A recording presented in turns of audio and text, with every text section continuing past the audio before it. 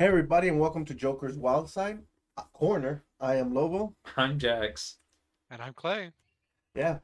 Sorry we missed you guys on Friday. We had a lot of things we had to deal with outside of just the show, but we're back. First of all, how you guys doing? How was you guys this weekend? Doing pretty good. Um, Grandma is in the hospital, so not necessarily the funnest of stuff, but um, thought I'd throw it out there, and if anybody has any positive vibes to throw that way, it'd be much appreciated. Hello, Sadler. How you doing? How about you, Clay? How was It was good. your weekend? It was good, especially Saturday. I would say for the most part. You enjoyed the But snow?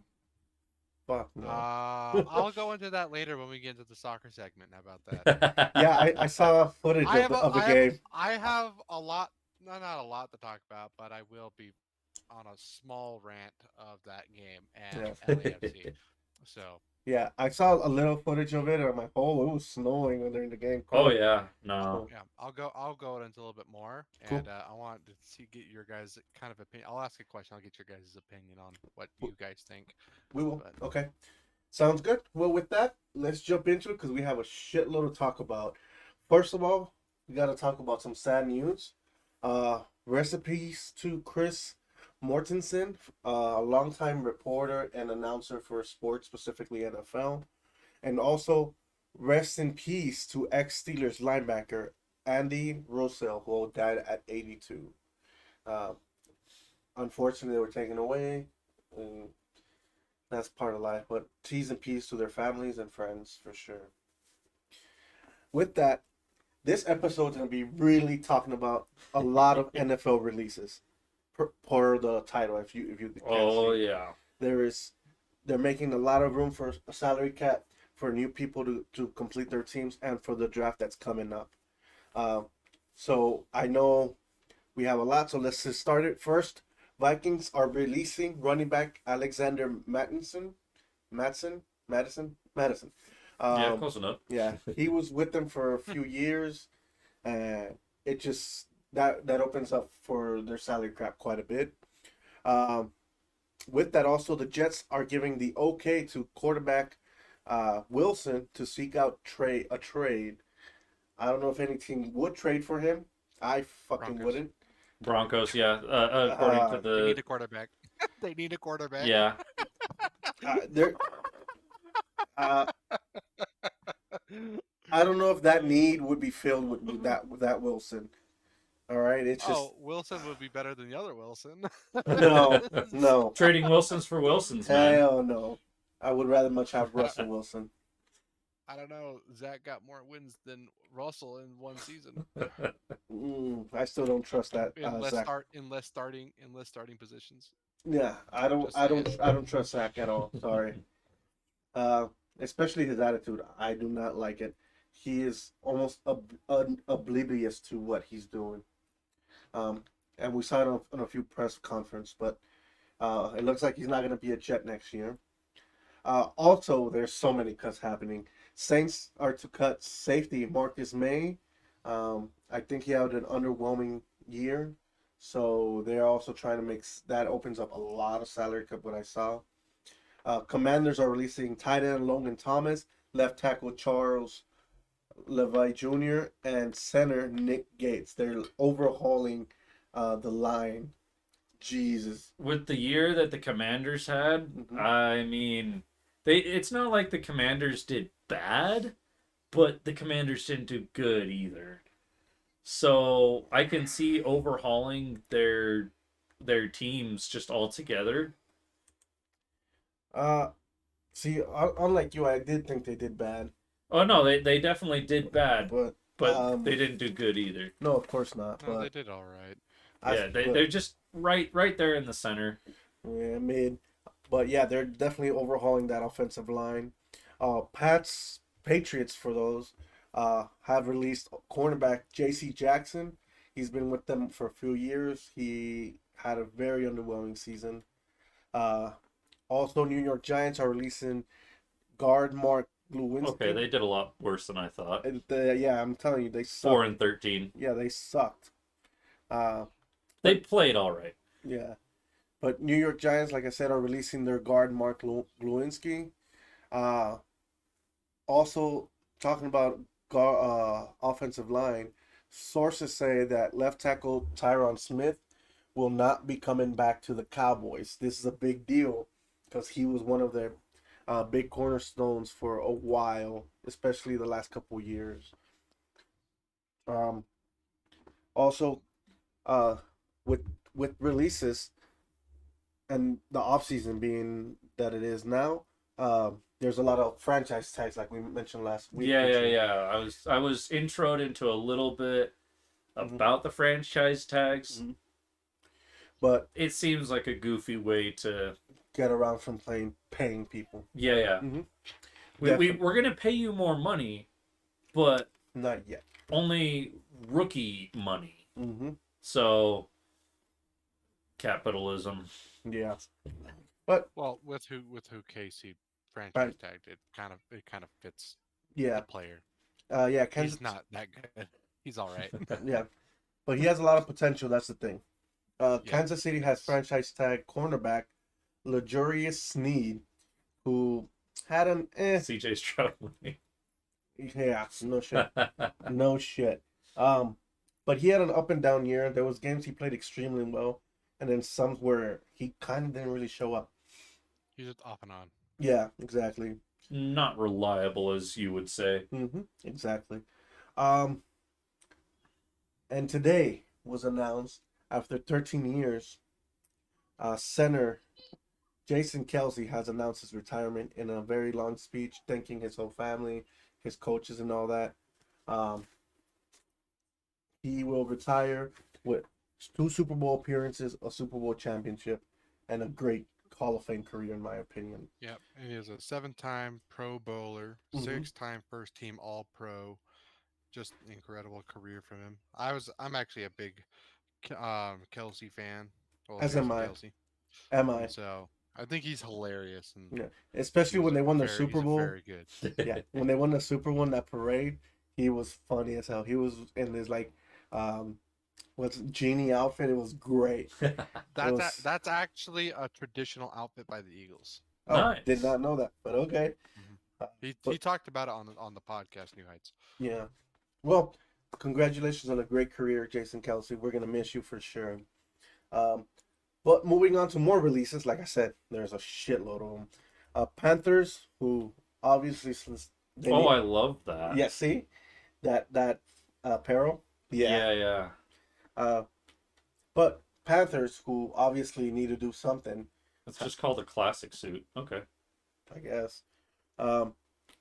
Anyways, Yeah, sorry. Panthers, fucker. They need to do something because they sucked ass last year. Definitely. They are doing some moves. They're moving on from cornerback Dante Jackson. Is it for the good of the team or the bad? We will see. I mean, anything that they do can't be worse than what they already did in the 2023-2024 season. Yes, it can. They could not win a game. They won 2. Okay. So They can win one less game, Jax. or They two, can win. or 2. Okay, I apologize. Yeah. Statistically, how often does that happen? Once every 20 years, Okay. and I think it's I getting will. close to that. All right. Yeah, and well, the Panthers, they haven't been good for a few years now. Mhm. So, I just think they need a whole team rework, like Again. coaching and players, Again, yeah. like everything. Yeah. Well, with that, also this morning it was announced that wide receiver Mike Evans has signed with the Bucks again to continue with them teams for a 3-year deal. It looks like. And he was also the #1 prospect for a wide receiver in the free agent list as well. Yeah. So So he's staying with the same team. 2017 Cleveland Browns. Yep. And then the Lions did it once, right there in 28, and so around 10 years. Yeah, so Go ahead. since 1944, only 5 teams have winless seasons. 1960, Dallas Cowboys, 0, 11, and 1. I don't know what that means. Tie. Tie. So I guess I don't count that as even anything. Nope. 1976, Tampa Bay Buccaneers. 1982, Baltimore Colts. Interesting. and Yep. 2008 Detroit Lions. From the recent trends, it's every 9 years. So 2026 would be the next if in the recent come ups, that is. Give or take. Yeah. But Give definitely our predictions. Let's give our prediction. Panthers. Yeah. Panthers next year. Uh-oh. But kidding aside, we hope they get better, obviously. But moving on from the Panthers now to the Patriots, sources say that the Patriots are interested in acquiring quarterback Joe Flacco, who just won Comeback Player of the Year, which we're not going to get into that title because I don't think he should I have think he won. deserved it. Hell no. All right, That's coming 49ers. from a Bills fan. Damar Hamlin doesn't deserve it. I don't care if he died. He played 2 games.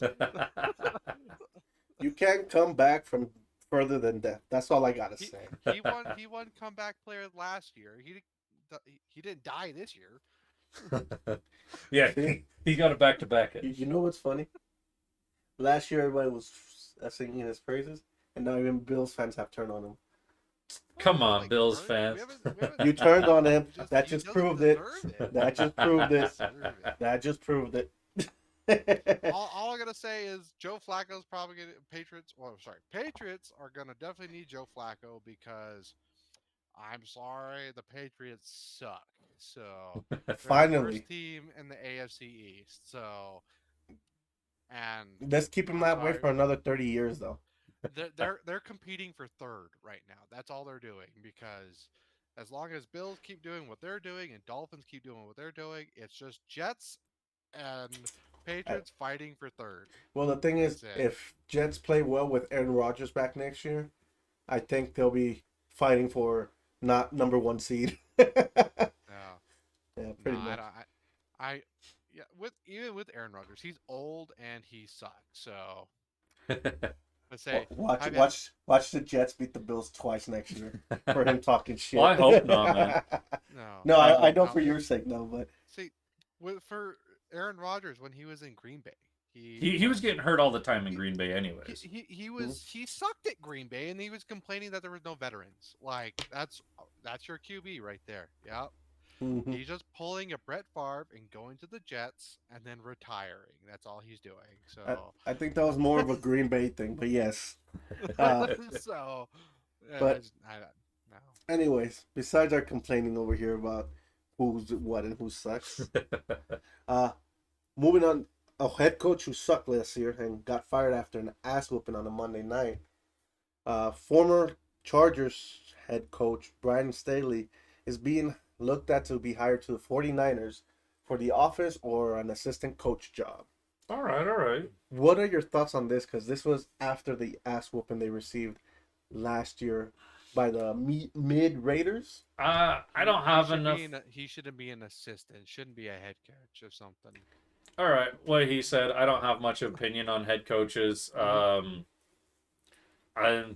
I'm barely learning about players, man. Yeah, So well, see, Jax, yeah, they have different positions and they have a different head coach, and then you have the main head coach who's over everyone, right? yeah. Mhm. Well, no, I'm not paying Yeah. attention to specific coaches right now, and Oh, yeah, yeah. that's what I mean.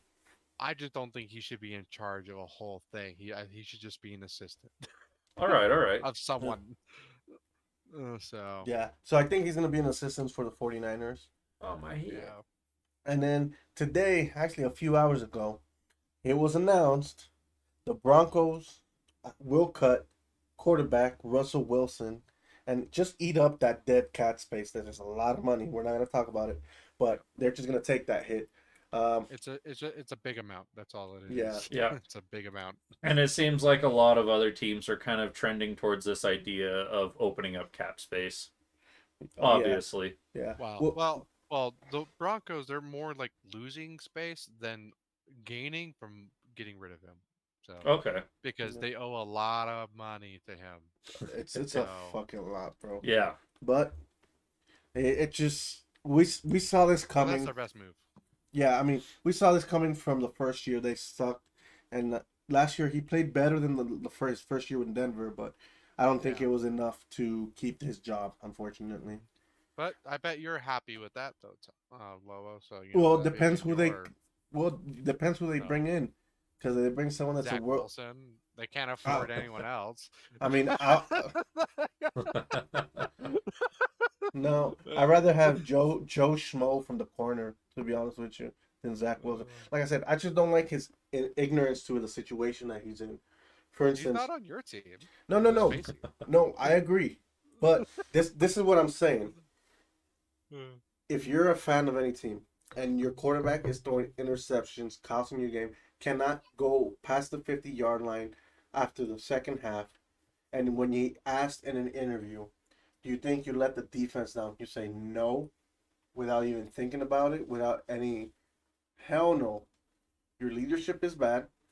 Your accountability to yourself and the team is bad. Why the hell do you want him on your team? Do you get my Well, I point? wouldn't necessarily put full blame on it. No, I do. It's the whole organization making him that way. I doubt it. I think he was like that Because he already. wasn't like that, but he wasn't like that before until the Jets treated him bad. Well, I don't know. I just don't like it. So I wouldn't want him anywhere in my team. But if he goes to the Broncos, fuck it. I'll take it. We'll take that ass whooping every year for him. I mean, they haven't beat us in 8 years, so. But by the way, So that's the second longest streak of a team not being able to win another team like constantly. Okay, nice. Yeah, the first one is Green Bay and the Bears, 10 years. yep. Yeah. Um, well, there's one more release that happened this weekend. You brought this up. Running back Naeem Hines from the Bills has been released as well. Uh, I think it was partially due to his accident, correct, Clay? Yep. Yep. We got hit by a jet ski. Yeah, so he will be out. Yeah, I know. But pretty sub casual. He got hit by a jet ski. Yeah. Well, I was talking to my dad before I got home because I was asking him, I'm like, how do you feel about that? And he's like, well, one of the main reasons is because he got hit by a jet ski. He's hurt, so there's no reason on keeping him. Like if he's not even gonna be ready for the season, so Yeah, I mean it is a weird reason why you had to miss most of the season, but regardless, he will be a free agent and is on the market. I think he will do good for any team he goes on. It was a weird thing that happened to him with the Bills. So, but moving on oh now, this weekend there was a big event in Vegas for the UFC. It was Vegas 87. Did you see the videos I sent you? No, I did not. Okay, there was. I haven't been looking on any of my socials. All right. I need to start sending them on the group text so I can Yes. remember. yeah, so I could see it. Exactly. Yeah, That's Yes, true. group text preferred. Yeah, we'll get that going. But two great knockouts happened. One, as they were, I can't remember the fighters at the moment. Look on your Instagram, you'll be able to see the fighters. But one, they were duking it out fist to fist and just catches him and drops him. Wow. Very good hit. Yeah, that's the first one right there. That one. Erceget. Arstage. I can't say it. ERCEGS. And then yeah, he just like lays flat on his back out.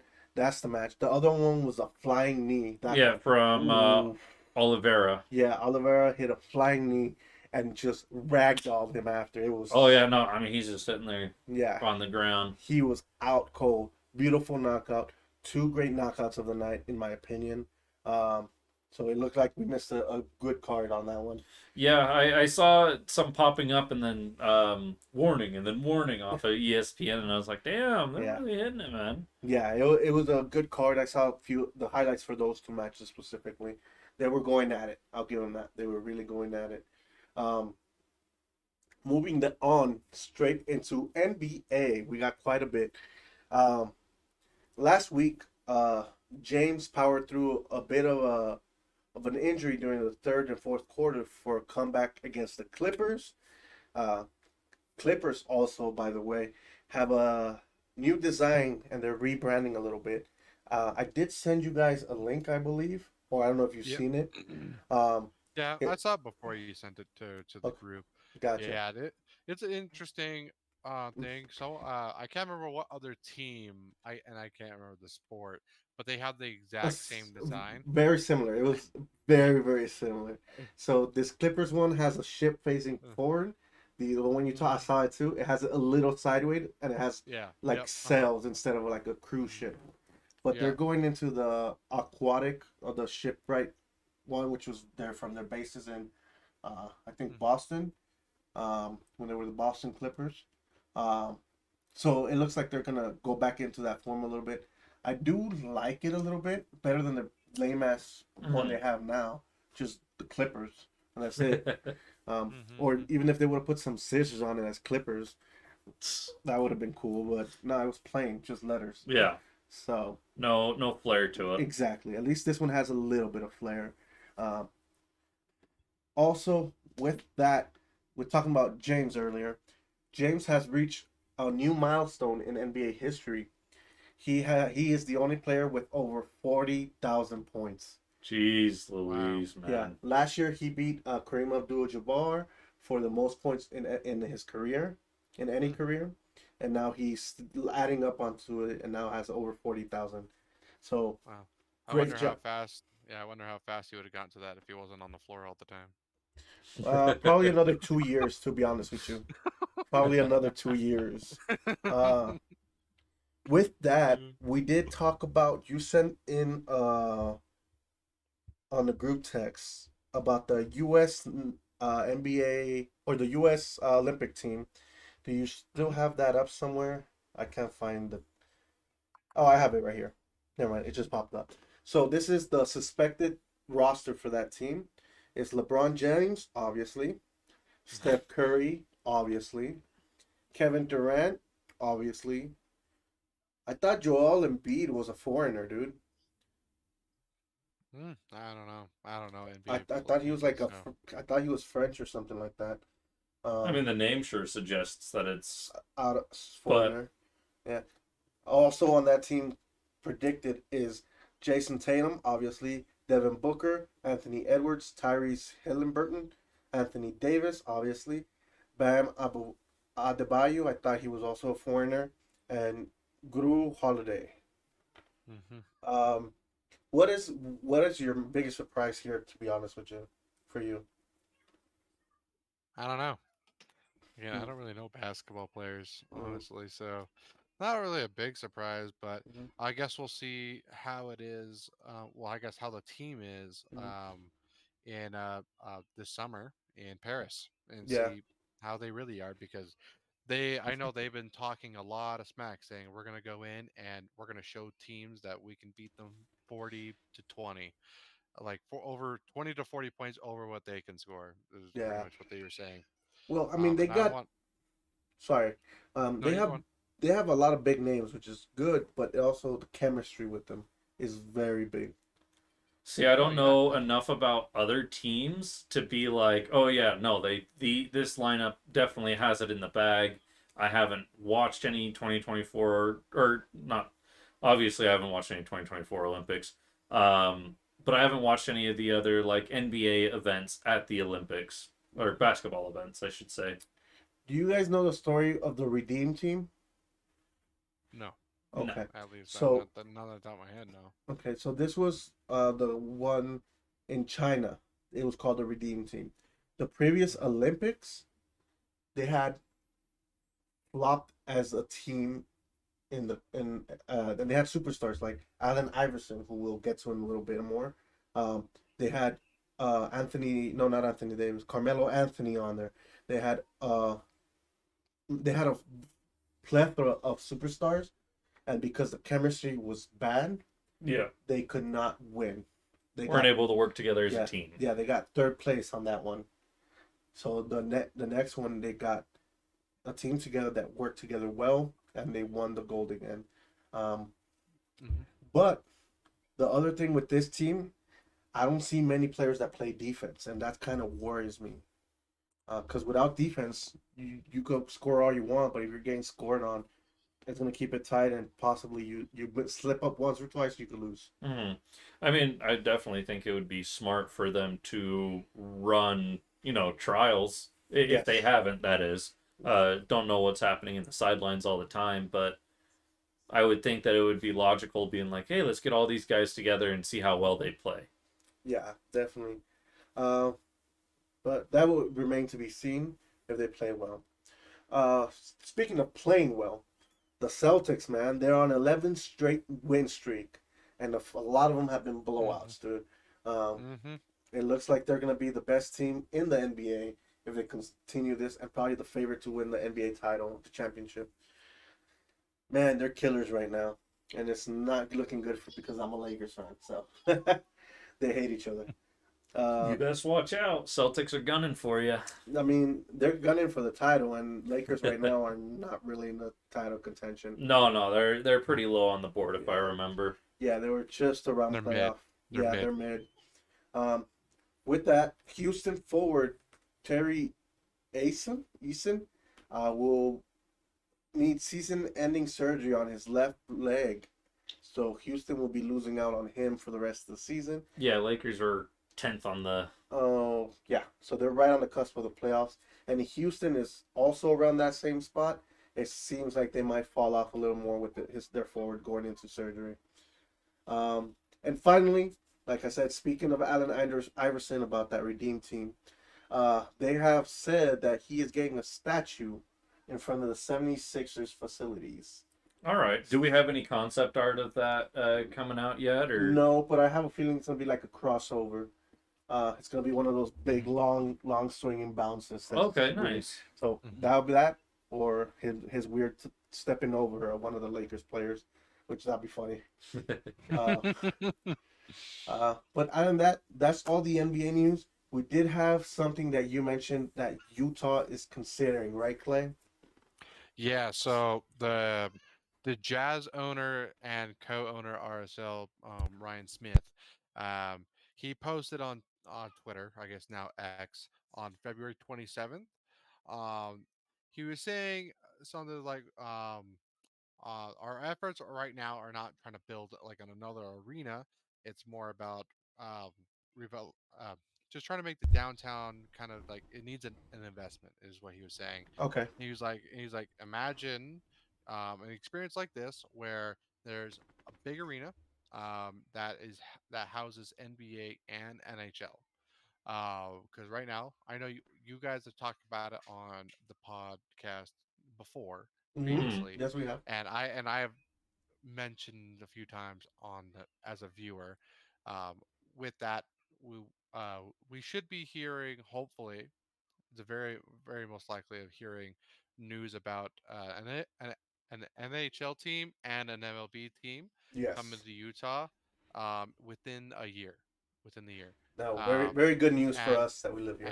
Oh yeah. and the MLB team is not the A's. It'll be a Okay. completely new team. Okay. And so, but NHL team would be really dope as well. Oh yeah, I would like to see And my so Kings and Vegas Golden Knights out here. I mean, you will be here soon. Yes, with that they coming up to play in the Maverick Center, if I remember correctly. Yeah. Mhm. Yeah, hockey can be super crazy here in Utah. I mean, we have, I would say, a pretty good environment for hockey. Yep. And we're just like not utilizing that space. I was almost surprised when I actually started getting more into sports that I was like, all we have is amateur. I don't know if amateur league is the right thing for it's the not Division actually Grizzlies. two, amateur, it's like minor the league. minor league or Okay. Division two. Yeah. Yeah. Yeah. Mhm. Um, but getting into hockey, Go ahead. we have the New Jersey Devils. They have fired Lind Ruff and they have promoted Travis Green. To head coach. All I saw was that pop up. I'm trying to figure out exactly what position he took. Okay. Well, while you figure that out, I'll move on into some more hockey And news. and Sadler, to your comment, there's no way we can get an NFL team here. Yeah. It would be crazy because the NFL would have to make another set of three teams for another division. and then make another set of 4 teams for the other conference. That's Yeah. like 8 new teams that they'd have to create, and Yeah. so it'd be just chaotic. Yeah. The one thing the NFL should do Let's move a team out here. is make another league in Europe. They had Um, that. It did not work. no, they have not done that. Yes, they have.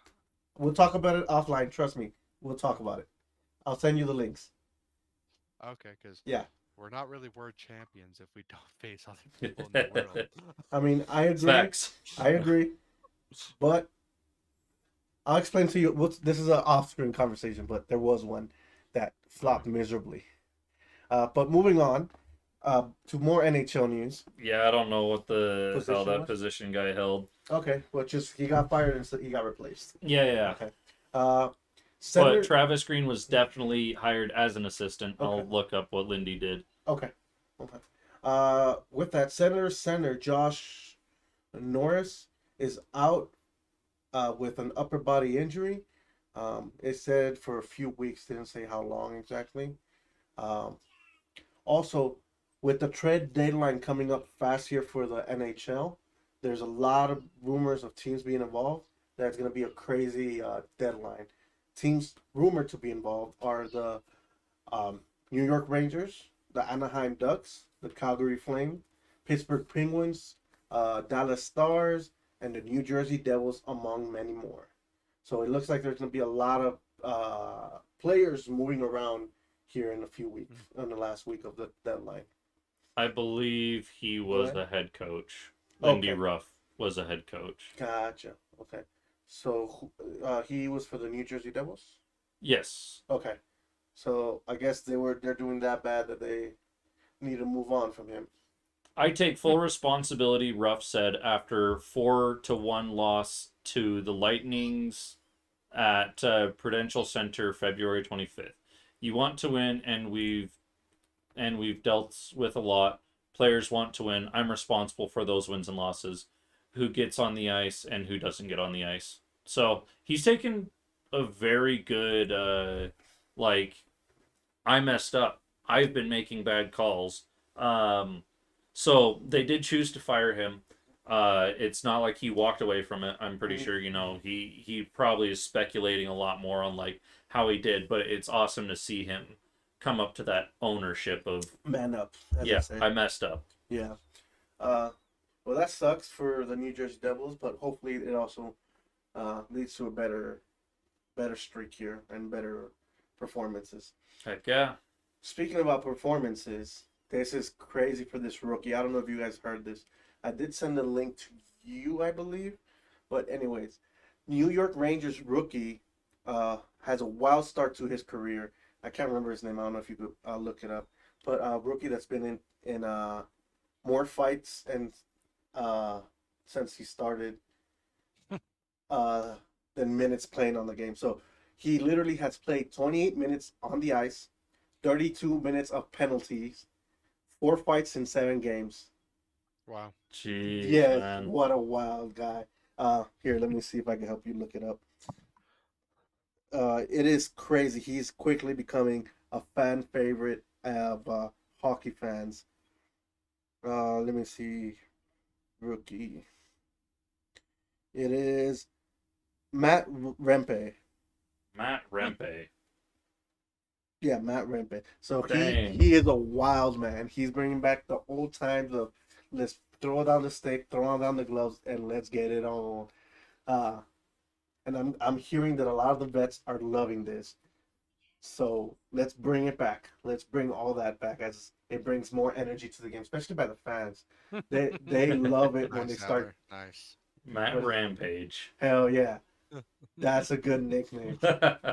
Coined here first. Yeah, exactly. Matt We Rampage. get Sadler. royalties on that.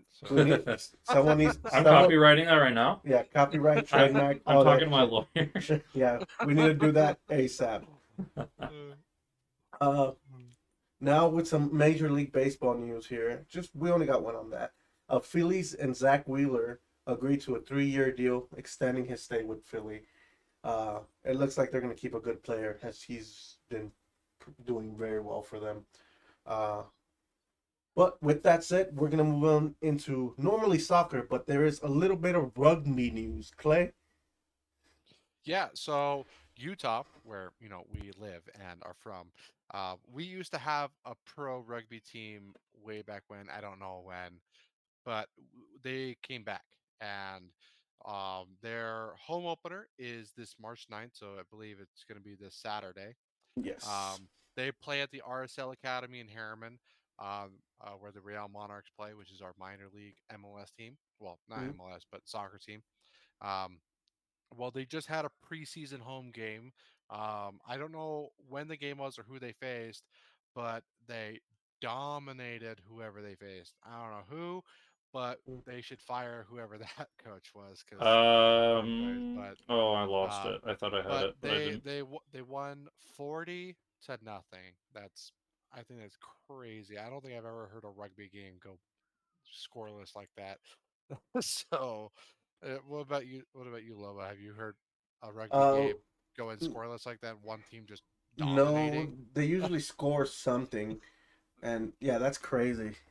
That's crazy of all that.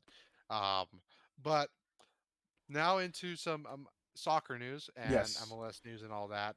Um, since we weren't here Friday, we didn't give our predictions on air. We did make our predictions before game started Saturday. So yes, we I have did. all our predictions ready to Yeah, we share with sent you. out a group text and we all said our Yep. predictions, so Yep. we got them Um, for you. but there was one bit of news Uh huh. that was MLS news that I could have shared on Friday. So, oh my gosh, dude, this is annoying.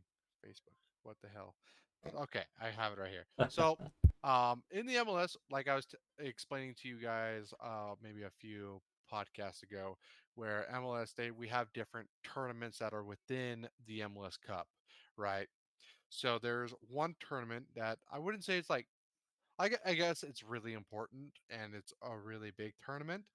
Um, it is called, oh my gosh, where is it? The Lamar Hunt U.S. Open Cup. Um, we RSL has officially stated that they are going to be playing within the cup. Um, and so far, um, there are 8 MLS teams. Those are called a division. We are in the called Division One. Um, we will not be playing within the cup until round of 32. So we're not going to be playing for a while. Um, but the first round will happen on March 19th. And then, so we will not be playing, or at least MLS teams will not be playing until May 7th and May 8th. There will be other games playing in the first, second, and third round. After that, then it'll be us in the round 32, then round of 16, then quarterfinal, semifinal, and then the final. But most of the games are kind of spread out. So we have some games. We have a couple of a few games from March 19th to 21st, then April. So a few games in April, then May, July, August, and the finale in September. Um, I will not go into every team. I'll just state MLS teams that are within the tournament. Um, so we have Atlanta United, FC Dallas. We have Houston Dynamo, which they are the defending U.S. Open Cup champion. We have Los Angeles FC, which is just LAFC. Yeah, yeah. Um, Real Salt Lake, our Boo, home team here. San Jose Earthquakes, boo, Seattle Sounders, and boo, Sporting Kansas City. Those boo. are our 8 MLS teams that will be participating within the tournament. Like I was saying, I will not go name every team. There Yep. is a lot. The Division Two is the USL Championship. They're one of the minor league teams in the US. There are 24 teams.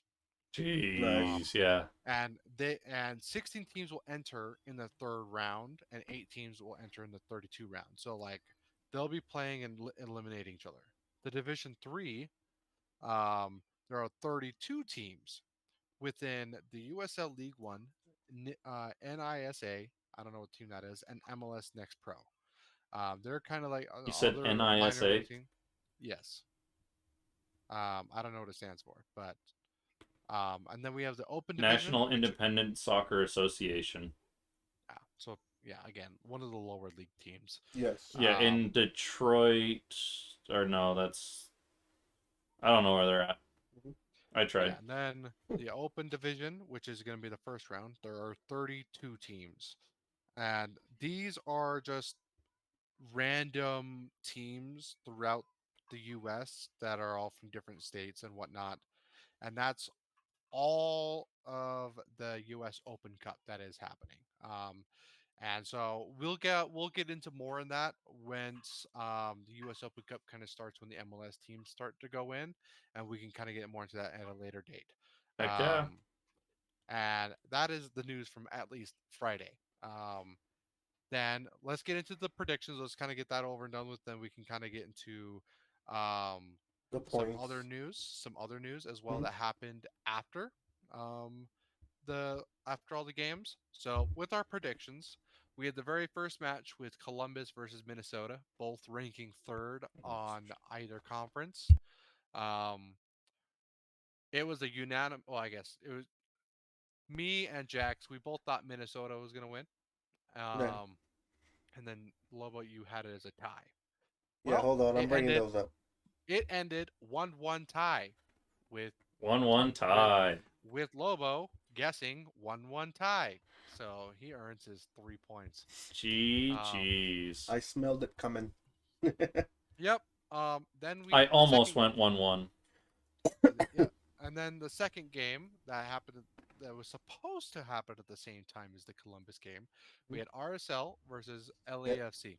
Mhm. Um, I got the point. I didn't guess the score correct, but RSL did win. Mm. 3-0 against LAFC. So I Which had was the your score flipped around. Get which was roasted. your prediction, Yeah. Lobo, with other team? Yeah.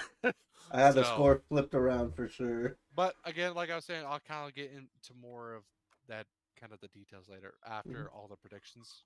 Um, the next game we had Inter Miami versus Orlando City, giant blowout. Um, Really. oh, and Sadler, yes, the RSL game was good. Again, I'll Hmm. kind of get more into that after the predictions. But Inter Miami versus Orlando, giant blowout. Luis Suarez, one of the new players for Inter Miami, he Hmm. scored his first goal within the game. But not only did he score his first goal, but he scored a second. Nice. Um, honestly it was crazy. Because our because this game kind of started a little after the RSL game, um, and it ended before the RSL game ended, and I was just looking at it and it was just crazy. It was like once I saw it was like 2-0, and then look back 3-0, and look Jeez. again 5-0, game over. Yeah, Yeah, Inter Miami that's just insane. destroyed Orlando 5-0. Jeez. With Jesus. Tom and I getting 1 point each. We guessed the Hmm. team correct, just not the score. Hmm. I was, yeah, that was crazy. But then we had the Vancouver versus Charlotte, with Jax getting the point, guessing the tie correct, just not the score. It ended 1-1. Yeah, I went 0-0 on that, and it was Yeah, 1-1. yeah, definitely. From what I saw, they had some good goals. From the replays and stuff. But definitely interesting game. I did watch most of the Sporting Kansas City versus Philadelphia game before I switched over to um, the St. Louis versus New York. No, before I switched over to the Portland versus DC United game. So with the Sporting Kansas City versus Philadelphia, no one got points. So, here we all said Philadelphia. Well, it ended 1-1 tie. Son of a Um, bitch. yeah, yeah. But it was an interesting game. Sporting Kansas City did get the first goal, and then Philly came back later on in the second half. They were playing super aggressive. It was kind of crazy to watch. I'm surprised. If Like I remember, I a was lot of gonna people tie didn't. these guys up, and I was just like, nah, I've done too many ties.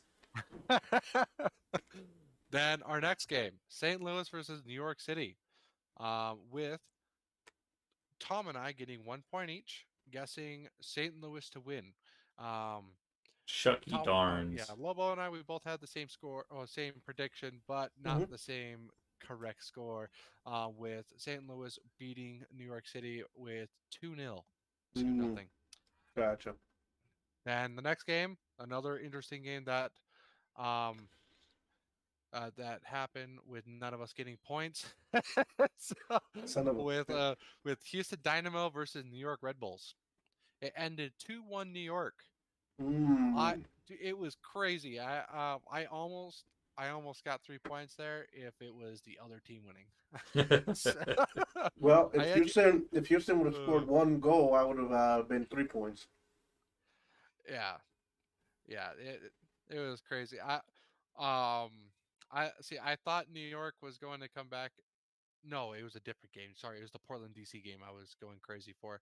But yeah, the next game was Seattle Sounders versus Austin. That was a really boring game to not watch.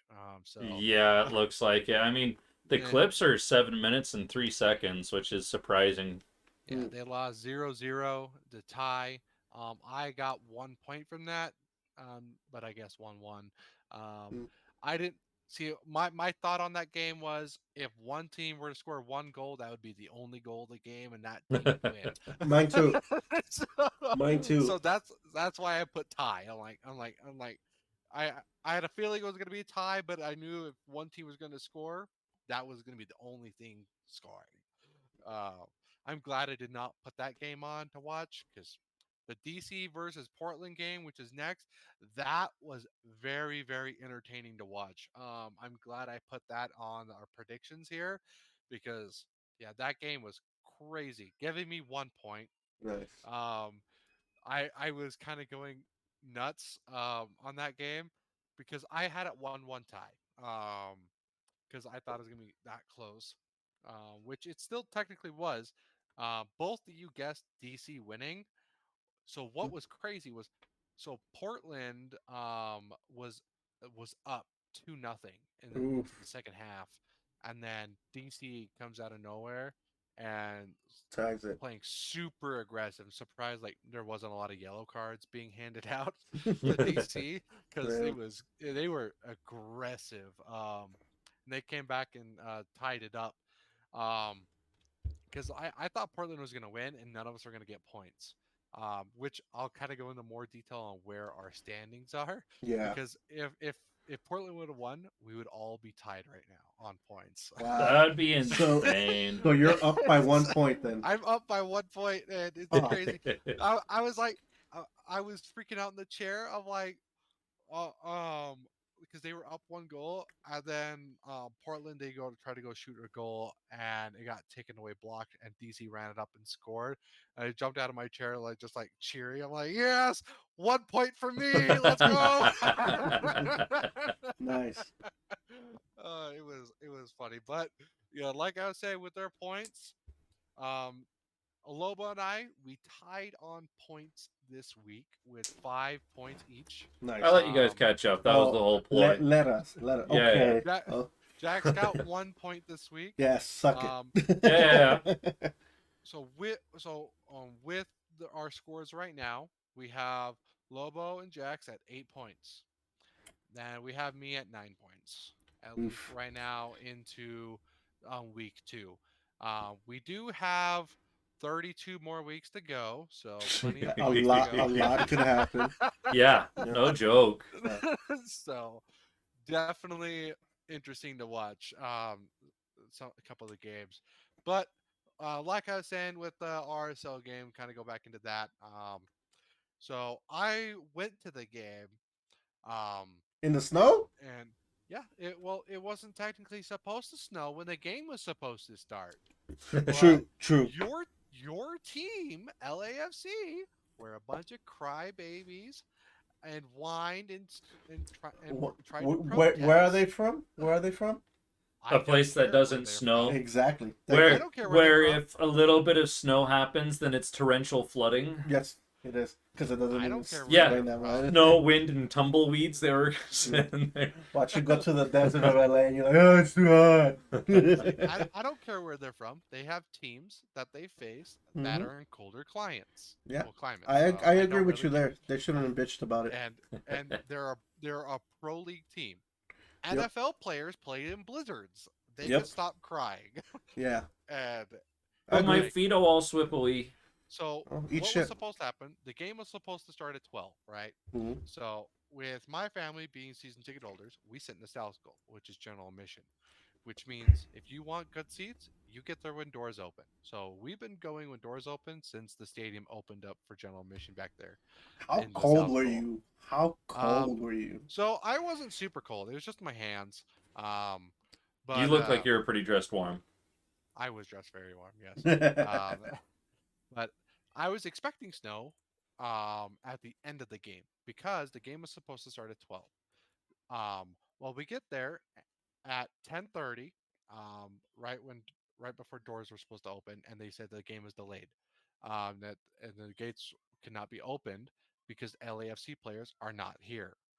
Um, and the LAC players, they actually, we found out they went to the stadium way before people showed up, and then they left the stadium to go back to their hotel to protest because they said the weather was bad, even though all it was just windy. well, No rain, no nothing, It was gonna just screw up my windy. kicks, man. well, the thing And is, because of that, they played in even worse weather. So, Yep. yep, yep. And yeah. then they were told by the MLS to come back to play, and so the game got delayed till 2 o'clock. Doors opened at 12. I was there from 10:30 to 2 o'clock waiting for that stupid game to start, and then 1 minute 34 seconds of playtime. The game is now delayed again for a lightning strike. There was A no single lightning. lightning. There What? was no lightning. No lightning. No lightning. They just I never delayed heard the any game. lightning. Not on Um, Saturday. yeah, there was no lightning. They just delayed the game because of a lightning strike, is what they said. Well, Um, so I'm gonna say this. I'm gonna say this. I'm an LAFC fan, but that's a bitch move if they want to complain about that shit. yeah, yeah. And then so my family and I, we left the game. We're like, no, we're not. We waited this long to watch 1 minute, 1.5 minute of the game. We're like, no, it's wet, cold. I don't want to sit here for another 45 minutes waiting for the game to start again. We're gonna go home and watch the game, which we did. And RSL just dumpstered LAFC in the first half, 3-0. LAFC didn't even show up in the first half, but the second half they did, Yeah, I and I was do have to give them wondering what props. the results of So the game were because I saw you doing the opener for it, and I was just yeah, like, yeah, damn, I don't know what the ending was, and I didn't want to look it up. yeah. See, I would have sat there and waited and watched the whole game with my dad, but it was my son's first game, and so Oh, you don't want to get a Yeah, I was say. curious on Yeah. how and CJ so was.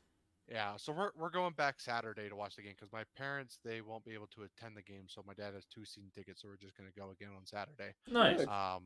Yeah, and that is against the Crabbeds, so easy game hopefully. Who? The The Kravitz. Crabbeds, the Oh, Rapids. Crabbeds, Colorado. Crabbeds, Crabbeds, Colorado. I'm but like, who?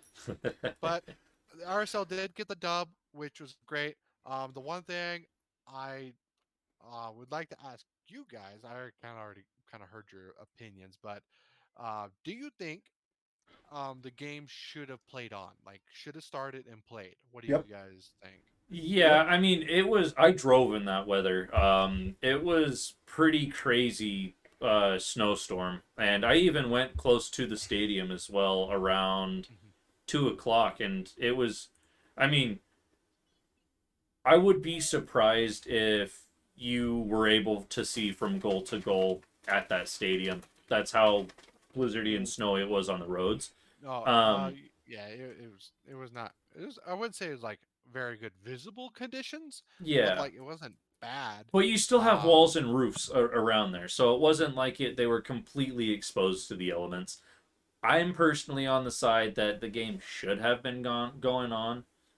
Um, So I'm gonna go into a little bit of a rant for this. I already mentioned a little bit. uh, I talked about this about the NBAs and their game management loads. You guys are getting played. We don't talk about your money, but millions of dollars to play a kid sport, entertain us, to do something you love, right? mhm, Fucking pony up, go out there and play. Simple as that. mhm. See, this is what I have to say about that. It's MLS used to play in the snow all the time back Mm-hmm. then, way back when. It was, And NFL, they still play in the snow. Like in the MLS season, you start in February and you play till December. You're going to be playing in cold conditions. I don't Yep. care if you're from Texas, California. I don't care. You Hmm. play in cold conditions. It's part of being a pro athlete. That I You agree Hmm. with play you. where you play. Um, but here's my biggest issue: the game would have started on time at 12. It would have been windy, and then slight rain, and possibly snow either right before the final whistle or after. There would have been no snow. It would have started on Yeah. time. They were all getting those iPhone notifications that Storms coming. Storms coming. storm Yeah. warning, the ones that we Hmm. all get every 3 seconds because we have. Crappy weather. Yeah. I wasn't even Um, gonna say crappy weather. I was gonna say standard weather by people who can't operate in it. But Hmm. I did watch a press conference from LAFC. yeah, winter advisory. They had the head coach and two players talk about the game, um, and they all just were whining and crying about the snow and whatnot. And the head coach was saying the only positive he could take from the game was no players got injured, but it was a disgrace that the game was played. And that they don't call that football, which I think is crazy. I'm like, I don't care. You play in that you play in that. Fans are willing to sit in that. Your players can play in it. I don't really care. Hmm. Yeah. Um, A little like bit of other a sport, diva fucking. yeah, I think it was crazy on what they said about the game. It was just Agreed. stupid. But Do yeah, we have other than any? that, sorry, go on. Do do we have any Wednesday games this week? No Wednesday No. games. Okay. I'll double check, or at least Hmm. check, or I'll yeah, I'll pull double it up. check. Yeah, he's already on Um, it. but other soccer news. Uh huh. This just happened. Today, Cincinnati. Saturday Sorry, only. no, Okay. yeah. The So ninth and the 10th. Inter Miami, they traded one of their players, DeAndre Yedlin, to Hmm. Cincinnati, Okay. which is the only trade that's happened. so, A game um, in or two games yeah, in. yeah, but it's Mm. kind of normal. Inter Yeah. Miami is probably making room for other players, most likely. Yeah. And then that's really the only trade news. Other news is a big game that's going to be happening. I guess not big game. It's not really important. It's the MLS All Stars versus Liga MX All Stars. Hmm. So it's just you have the best of the best from the MLS versus the best of the best from Liga MX, and that game will be taking place on July 24th. Okay. Um, A few months away. and right now the MLS is undefeated. Hey, Um, guess what? No snow. so yeah, Right. That should be. and Should be. I have seen it snow in July. yeah, and there's only been two games of this series, and so but the MLS is still undefeated. Um, the first game, Liga almost won. It went to penalties, but MLS beat them 3-2 in penalties, and then MLS beat them again the following year 2-1. It was I guess not. I guess you could say suspended from last year. I'm not sure why, but it's now coming back this year, which is big news. It'll be an exciting game to watch because you had the best of the best from both giant leagues in North America and slash Central America, which will be interesting to watch. Um, and then we have our team match day, which is just like I was saying, last podcast we talked about this where the MLS they will pick out like the best players from the week from different teams to put them on a team. You can say. Like the Just want to MVPs say, of the week. yeah, like MVPs of the Mm. week in each position. Um, Hmm. so just want to say congrats to these players. So we have. I'm sorry, dude. I'm gonna butcher your name. We're gonna just say your name is Paintsil. How do Pretty you sure. spell it? Paintsil. Pincel? I have no idea. He does not look Hispanic. I'll tell you that much. Joseph Painsil. yeah, I'm not sure how you pronounce his name, but so I'll say congrats to him. He plays for Hmm. LA Galaxy. Number Then 28. then we have Luis Suarez and Leon Messi from Inter Miami, Of being course. being on the attackers.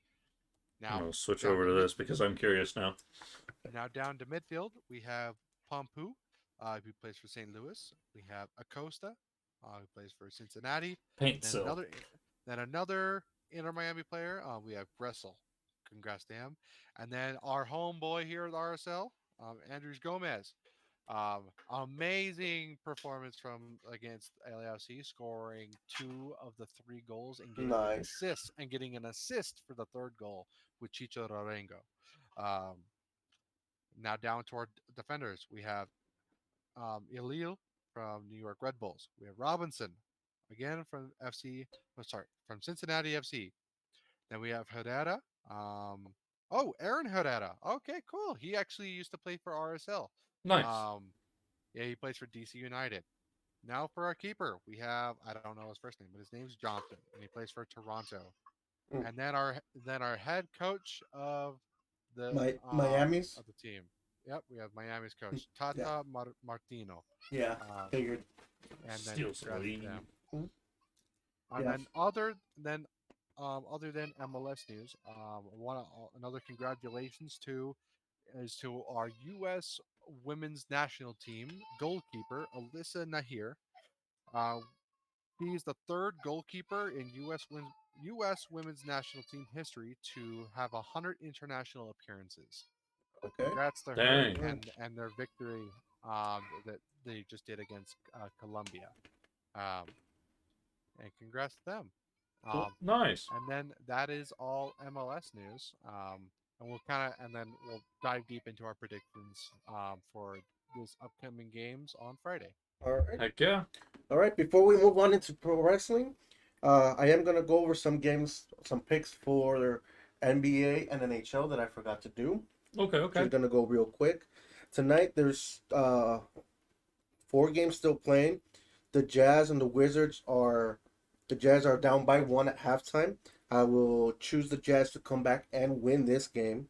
I have the Lakers who have not started the game against the Thunder. I have the Kansas City Thunder winning that game. Tomorrow we have Celtics versus Cavaliers. I'm taking the Celtics to take that as they're in an 11-game win streak. I don't think they're snapping it against them. I got the Magic being the crap out of the Hornets, Heat being the crap out of the Pistons. A lot of ass whoop. Geez, Rockets. Nope. I think Spurs will take the Rockets as they just lost their forward, as we mentioned. Um, the Pacers and the Mavericks is going to be a good game. They're 34-28, 34-27 records. I have the Mavericks beating them slightly. For Wednesday's games, there's a Thunder's going to beat the hell out of the Blazers. Magic's going to beat the hell out of the Wizards. And the Kings and Lakers play, and they're very close. I think the Lakers would take that one. The Bulls and the Jazz also play on Wednesday. And I'll have the Jazz taking over the Bulls on that one. On Thursday, Nets will destroy the Pistons. And I think the game of the week, a 48-12 record and a 42-19 record. The number 1 Nuggets on the West Coast versus number 1 Celtics on the East Coast and overall. Yeah, That'll be a that good game. That'll definitely be a going to very be good something game. to pay attention to. Possibly a preview of the NBA Finals. I think the Celtics will take this one as well. Now moving on to some NHL. All the games are on the road. They're already done for today except for 2. Avalanche are up on the Blackhawks 2-0. And Kraken are up on the Flames 1-0. I'm not going to pick any of them. Those are too obvious. Shout out to my Buffalo Sabres for destroying, or I guess beating LA Knights. Congrats to them. Las Vegas. Let's go. Which one? Let's go. Buffalo Sabres Buffalo versus Sabres. LA Knights. Nice. Previous game. Yesterday? I don't know when, but I saw it today. I'm like, shout out to them. They beat the Las Vegas Golden Knights on Saturday 7-2. And then today they're actually losing as well. They're all 6-3. Something is up with the Golden Knights. a bad losing streak. So Not uh, sure, but congrats to the Sabres. Let's go. uh, tomorrow we have the Kings versus the Canucks. I have the Kings. Uh, no, this is gonna go to overtime loss for the Kings. I think they'll I'm gonna play. go with the tie. You're gonna go. Yeah, possibly. We got the Bruins and the Oilers playing. With both of them playing very well this year, I'll have the Oilers winning that one. Let me see. Dallas Stars destroys the Sharks, and then for Wednesday, I got the Maple Leafs being the Buffalo Sabres. Fuck you. They're not my team. I just The as a only Buffalo team that Bills you would fan, support. I have to support them. Well, I've fuck you always anyways. I've always liked Colorado Avalanche. Yeah. I had a winter jacket Okay. from them. Well, speaking of the Avalanche, they are going against the Red Wings on Wednesday, and I'm going for the Red Wings because I like the shoe company. they're not they're a cool team, but they haven't been very good for a long time. I have the Avalanche winning this one, and then finally on Thursday, we have a good game. Kings and Senators. I think the Kings are gonna win that one. Maple Leafs and Bruins. That's gonna be a good game. I have the Bruins winning that one. Uh, the Oilers winning the Blue Jackets, although the Blue Jackets are a little bit of a run. And I have the Panthers being the Sabres. Fuck them Sabres. And then, New York Islanders to destroy the San Jose Sharks. Okay. So those are my picks for the rest of the week till Friday. Friday we'll make more picks. But yeah, before we move on to pro wrestling, we're actually going to take a little bit of a break here. Just because we're gonna we have way more to talk about. Oh yeah, little pit stop, just real quick. Yeah, so join us back in 3 to 5 minutes, and we'll be waiting for you. So see you in a bit.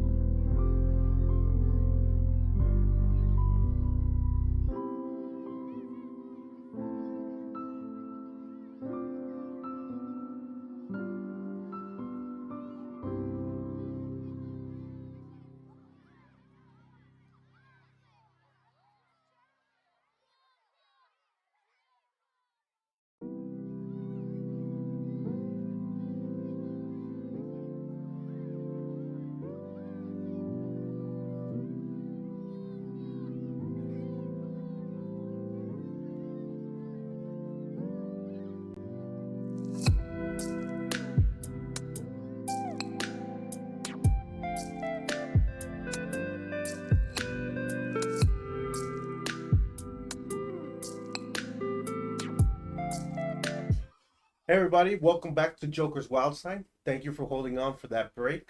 Uh, Hmm. Clay, welcome back. Uh, Thank you. let's I let's I just had some news. Bills oh, news. go for it. Jump on in. It legit just happened like 40 minutes ago. Oh, nice, Okay, nice. it's all yours. So Bills trade versatile offensive lineman Ryan Bates to Bears for 2024 draft pick. Okay. Who did they trade it to? To the Bears? Yeah, to the Bears.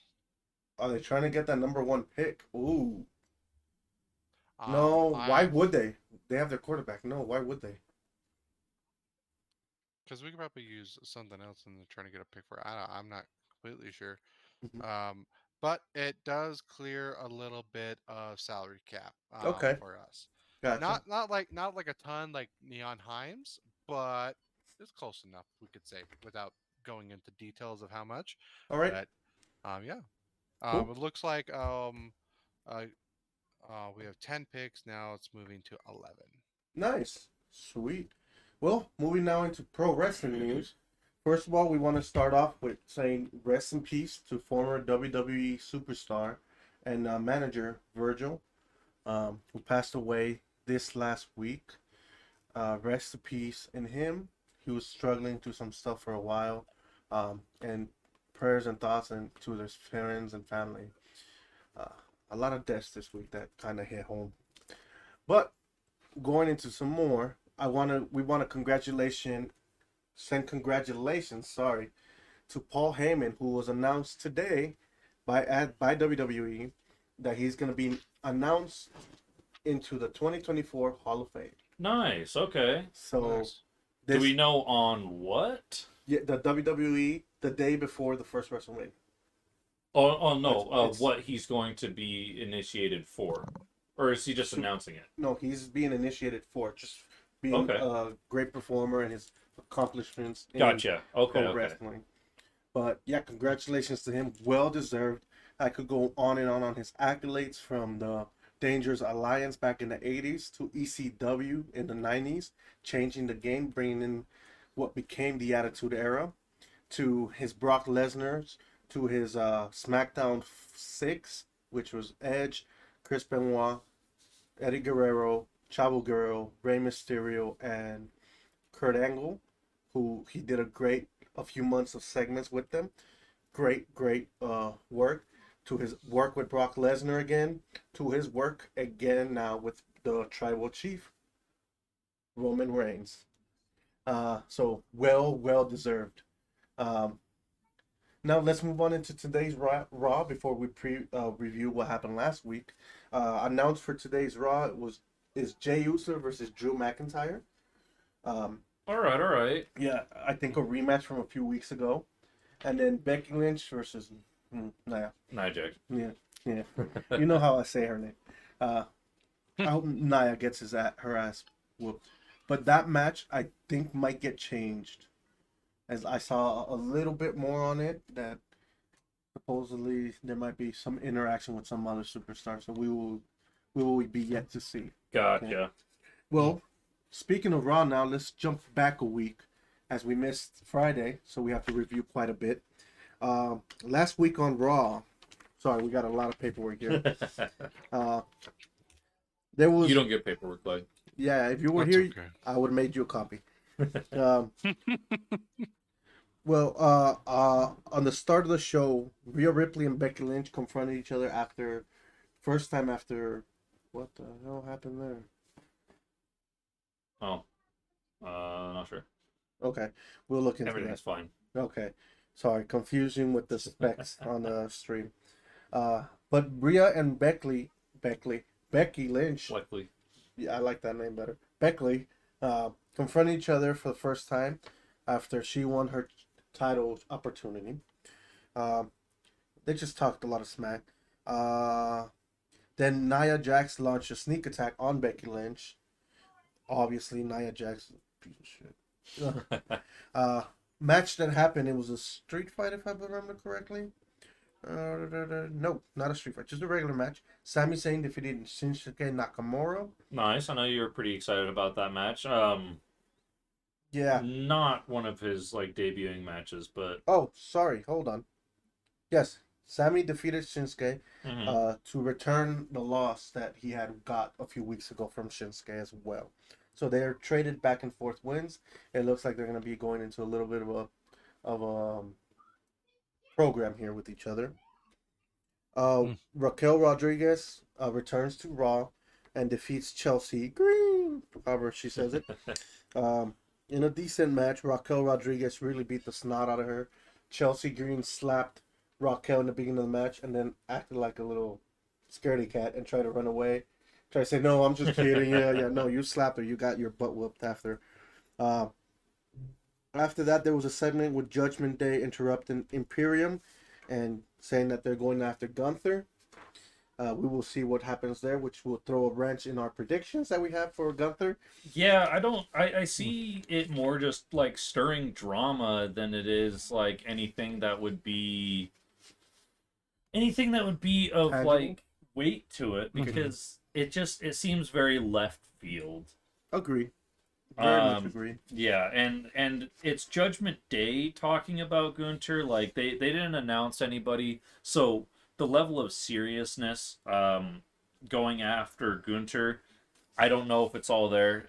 I mean, I could see if like they came out and they said so and who is challenging so and who, but right now I would say that they're kind of just trying to gauge how they feel about maybe even just doing the match and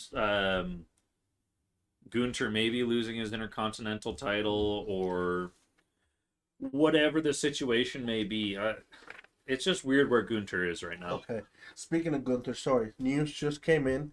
Raw general manager, uh, I can't remember his name at the moment, but announced there's going to be a match for a gauntlet match to see who will face Gunther at WrestleMania. It will be in this match. It will be Sami Zayn versus Shinsuke Nakamura versus Ricochet versus Bronson Reed versus JD McDonough versus and whoever wins this will face Gunther for the IC title at WrestleMania. Okay, okay, So damn. that was just announced right now. I'm looking through it and it popped up. Steve Austin, I believe. What? Um, co-general manager of Raw Nope. after Bischoff. Nope. That was a long time ago. Oh, okay. No, right now it is. I can't remember his name. Adam Pierce. Yes, there you go. Adam That one. Pierce. Adam Pierce. I just announced that. But yes, like I said, Gunther has been looking. I mean, he's been wrecking shop for almost as long as Roman. Nowhere near it, but like long. Yeah. So we will see where it goes. But after that, Imperium ended up facing New Day, with Imperium taking a win. So what might happen is Judgment Day might face Imperium. Yeah, the light, man. I swear to God. Uh, Imperium might face Judgment Day for the tag titles at WrestleMania. Other rumors has it that it might be The Miz and R-Truth. We'll talk about that a little more later. All right. All right. After that, it was Shayna Baszler who probably had one of the worst matches last year with Ronda Rousey. Let there be light, Sadler said. Yeah, this light glitches off and on whenever it fucking wants. Oh yeah. So Shayna Baszler and Zoe Stark defeated Candice LeRae and Indy Hartwell. It seems like they're gonna face the Kabuki Warriors at WrestleMania for the Nice. women's women's tag team titles. So bringing some notoriety back to those titles. All right. It's cooking a little bit on predictions. Yeah, it's some of them are coming, but some of them are like being I don't know. I mean, there's just not a lot of weight behind my prediction for that. Just remind me Kabuki Warriors. I guess I can write it down. Kabuki Warriors is you know who they are. Yeah. Mami Asuka and all them. Mm-hmm. But with that, Seth Rollins after faced Drew McIntyre as well, talking words on them facing at WrestleMania. After that, Nia Jax defeats Liv Morgan by disqualification. I think Liv hit Nia either with a candlestick or a chair, which love it. Hold on. Nope, I think it was Becky Lynch. Becky Lynch interrupted. Either way, Nia got hers. After that, for the main event of Raw, Cody Rhodes defeats Grayson Waller, the Australian. Uh, Nothing really too big. It was obvious it was gonna happen that way. And then after the match, Paul Heyman comes and interrupts Cody and says a fair warning, but Cody does not give a damn. Oh yeah, no, I mean he sits there and he even says what does he say? What's the quote? I lost it. He says, I think I swore I read it. Oh, it says the bloodline is not hunting me. I'm hunting the I'm bloodline. hunting Yeah. them. Yes. I'm hunting the Yeah. bloodline. Yep. Yeah. That's hot. Yeah. Oh, easy now. Easy. That's hot. Cowboy. That's hot. Cody Rhodes is a runner up for one of my most favorite wrestlers. Okay, Hmm. that's cool. We will be talking about top wrestlers of the week here after the wrestling segment right now. Okay, so maybe you can put them up there. Now we're gonna move on into the NXT show. There's not so much on here. There's one big surprise that I'm excited for. So, Kiana James beats Kelina Jordan in an okay match. I think this is her first singles match, so good for her. Luke Gallows and Carl Anderson, who just brought into NXT from SmackDown, defeated Edris Enofe and Malik Blade. Don't know who they are. And then my mommy, Roxanne Perez, defeated Jakara Jackson. Love it. I just love seeing her. She's... Oh yeah. No, I mean you showed me what 1 or 2 pictures before we were even starting. Yeah, she just popped up on my. I can't help it. She's a great superstar, athletic, and she looks great. What? Don't blame me. After We're that, not judging. We're just making fun. oh, I don't care. I really don't care. It's fine. Yeah. After that, Dijak defeats Lucas Crucifino. Don't know who that is, but Dijak has been doing moves here, getting win after win. Von Wagner defeats Lewis King. This is not looking good for Lewis King, who came in with a lot of momentum. I think this is second or third loss straight. But he's still a great character, so it might not matter. Jada Parker defeats Gigi Dillon. I'm kind of upset because I really want Gigi Dillon to come back again. She hasn't been on top since Mandy Rose was sent out of WWE for her OnlyFans account. Yeah. Yeah. Ayo. Uh-huh. Ayo. Ayo. I'm gonna have to do some research tonight. Yeah. And you said it was Giggy? No, I'll tell you after. Don't worry. Gotta make sure I underline the right name. Charlie Dempsey defeats Noam Dar to win the NXT Heritage Cup. Noam Dar has been, since he won that cup, has been in a tear. No one has been able to take him down. Finally, someone takes him down. Let's see how that lasts. And then during the match, this is the big news. During the show, Ridge Holland was making a promo and apologizing, quote unquote, for his attacks or for his actions on another superstar that went supposedly over the line. He said, I was just defending myself. And then the lights go out. And the return of Sean Spears showed after he hits him with the steel chair. Okay. Big surprise because we hadn't seen Sean Spears in TV. He was off AEW for a while. So he's back in WWE now. Let's see how they use him this second time around. The next show, we got a lot. We missed a lot. So we got 3 more shows and then a pay-per-view.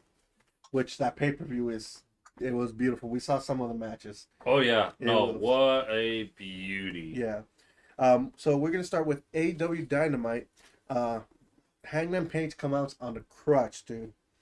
At least comes into the building and it's looking like he's injured.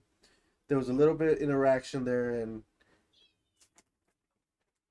we'll save that for later because that was the main event part.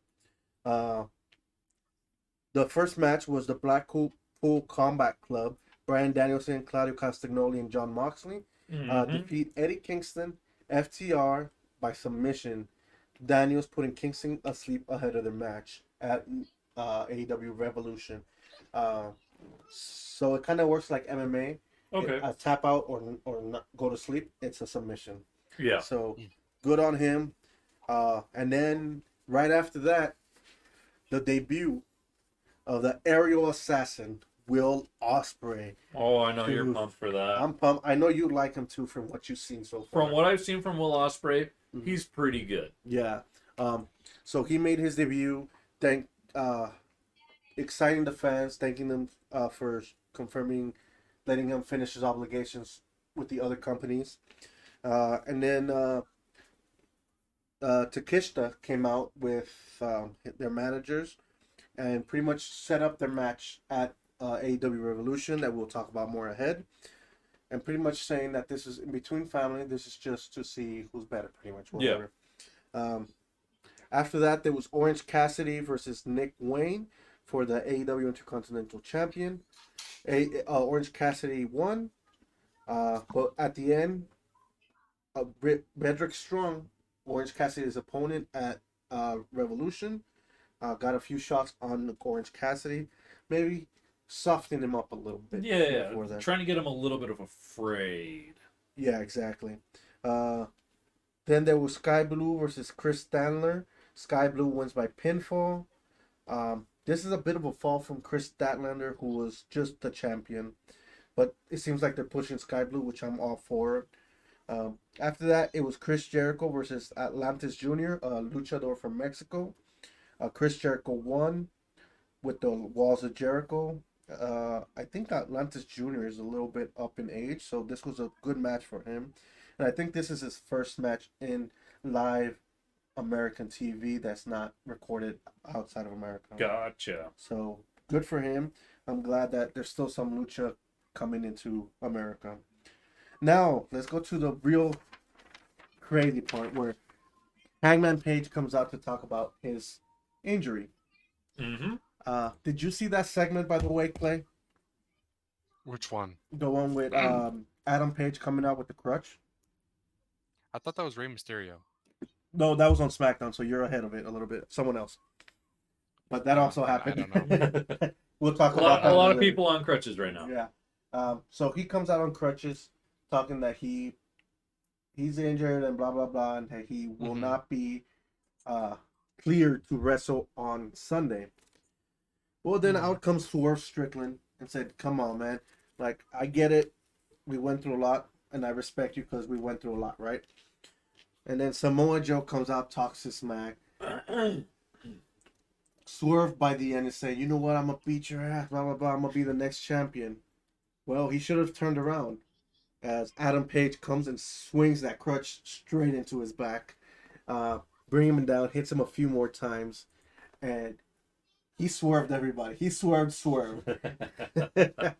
But really, he just played it off, and he is not injured after all, and will be able to contend for that AEW World Title. Great finish to that promo and a great lead up to AEW Revolution. Hold on, I almost put that one away. Speaking now of SmackDown, which you mentioned Rey Mysterio, that's towards the end of the show, so we'll talk about it in a little bit. The show starts off with Rock and Roman responding to Cody Rhodes' match, right? That he wants to do with them. Obviously, Cody Rhodes talked about having a one-on-one with the Great One. Oh, yeah. Or The Rock, for those that don't know. People's champion. Exactly. But The Rock starts off really saying, "I do not accept." I do not. Yeah. Kind of a bitch move, if you ask me, but he is playing the villain, the heel. So that very worked. well, I might add. Yeah, very fucking well. And then he says that they counter offer with The Rock and Roman versus Cody and Seth freaking Rollins. I freaking called it, man. Did. This was in your predictions, and it hasn't been confirmed, but it is looking very likely like you got that correct. I swear, WWE, they're listening in on this podcast. I think a little bit. They're that seventh viewer that we sometimes get. Royalties, please. Royalties. Yeah, I want my name plastered on it. I want ringside tickets, please. Just a little bit, you know. Can I punch Logan Paul in the anywhere? um, but that's still not the most important part of the segment. As right as The Rock was going to conclude, well, first during the entrance of The Rock and during that whole promo, the segment, Roman Reigns looked uncomfortable and visibly upset with the fans not being so much behind him, being more, I guess, behind The Rock or making more noise for him. And you could see in his face when The Rock's music hit, you could see him like chirped his mouth and like turned his lip and all that. Oh yeah, and even Clay sent us. I think it was Clay that sent us a clip. Details matter. Yes, and you see Paul Heyman at the end turning at The Rock, but we'll get to that. Before we get to that, because that was right at the end. Oh, that was? Yeah, that was right at the end of that segment. Okay. So what happened is you could tell the physically disgust and the maybe not the hate or disdain or the disdain. Yeah, he's a prime. Yes, exactly. But you can see he's upset. Yeah. So right as he's gonna end up with the "if you smell," he stops The Rock, and he says, "I need you to do one thing. Acknowledge me." Like he needs to be told, "You're good. I like you." Okay. This is his character, so I get it. But he needs to be reassured by everyone around him. yeah, definitely needs reassurance. And some of us, I mean, I think we all like it a little bit. Yeah. But the way it looked, The Rock played it off well. He's like, "You're my family. I acknowledge you." Yep, validation. Yes. And you could see it in Roman's face, the relief immediately. He whatever he did when he was off for a while, it looks like he took acting classes because he is sharp. He's doing on very well. Yeah. But The Rock also took a second in between saying it to put doubt. Yeah. Not too long to make it too obvious, but just The Rock is just doing everything so well in his story, and it's just getting closer to my predictions and lineups of what The Rock is going to do inside of the bloodline, and only reaffirming the information that you had on it to where you said Sami Zayn stated that the only way to break down the bloodline from the inside, and The Rock seems like he's doing that, man. Yeah. But after that, we got into what Clay sent us, which was everybody throwing up the ones, and The Rock also taking a second after everybody was all the way extended, and then he started his. And you could see Heyman just looking at The Rock, is like, oh. And he had his thumb out like a gun. His fist wasn't all the way up, and he had. I mean, to me, it looked more. I would signify an L, for just loser. Yeah.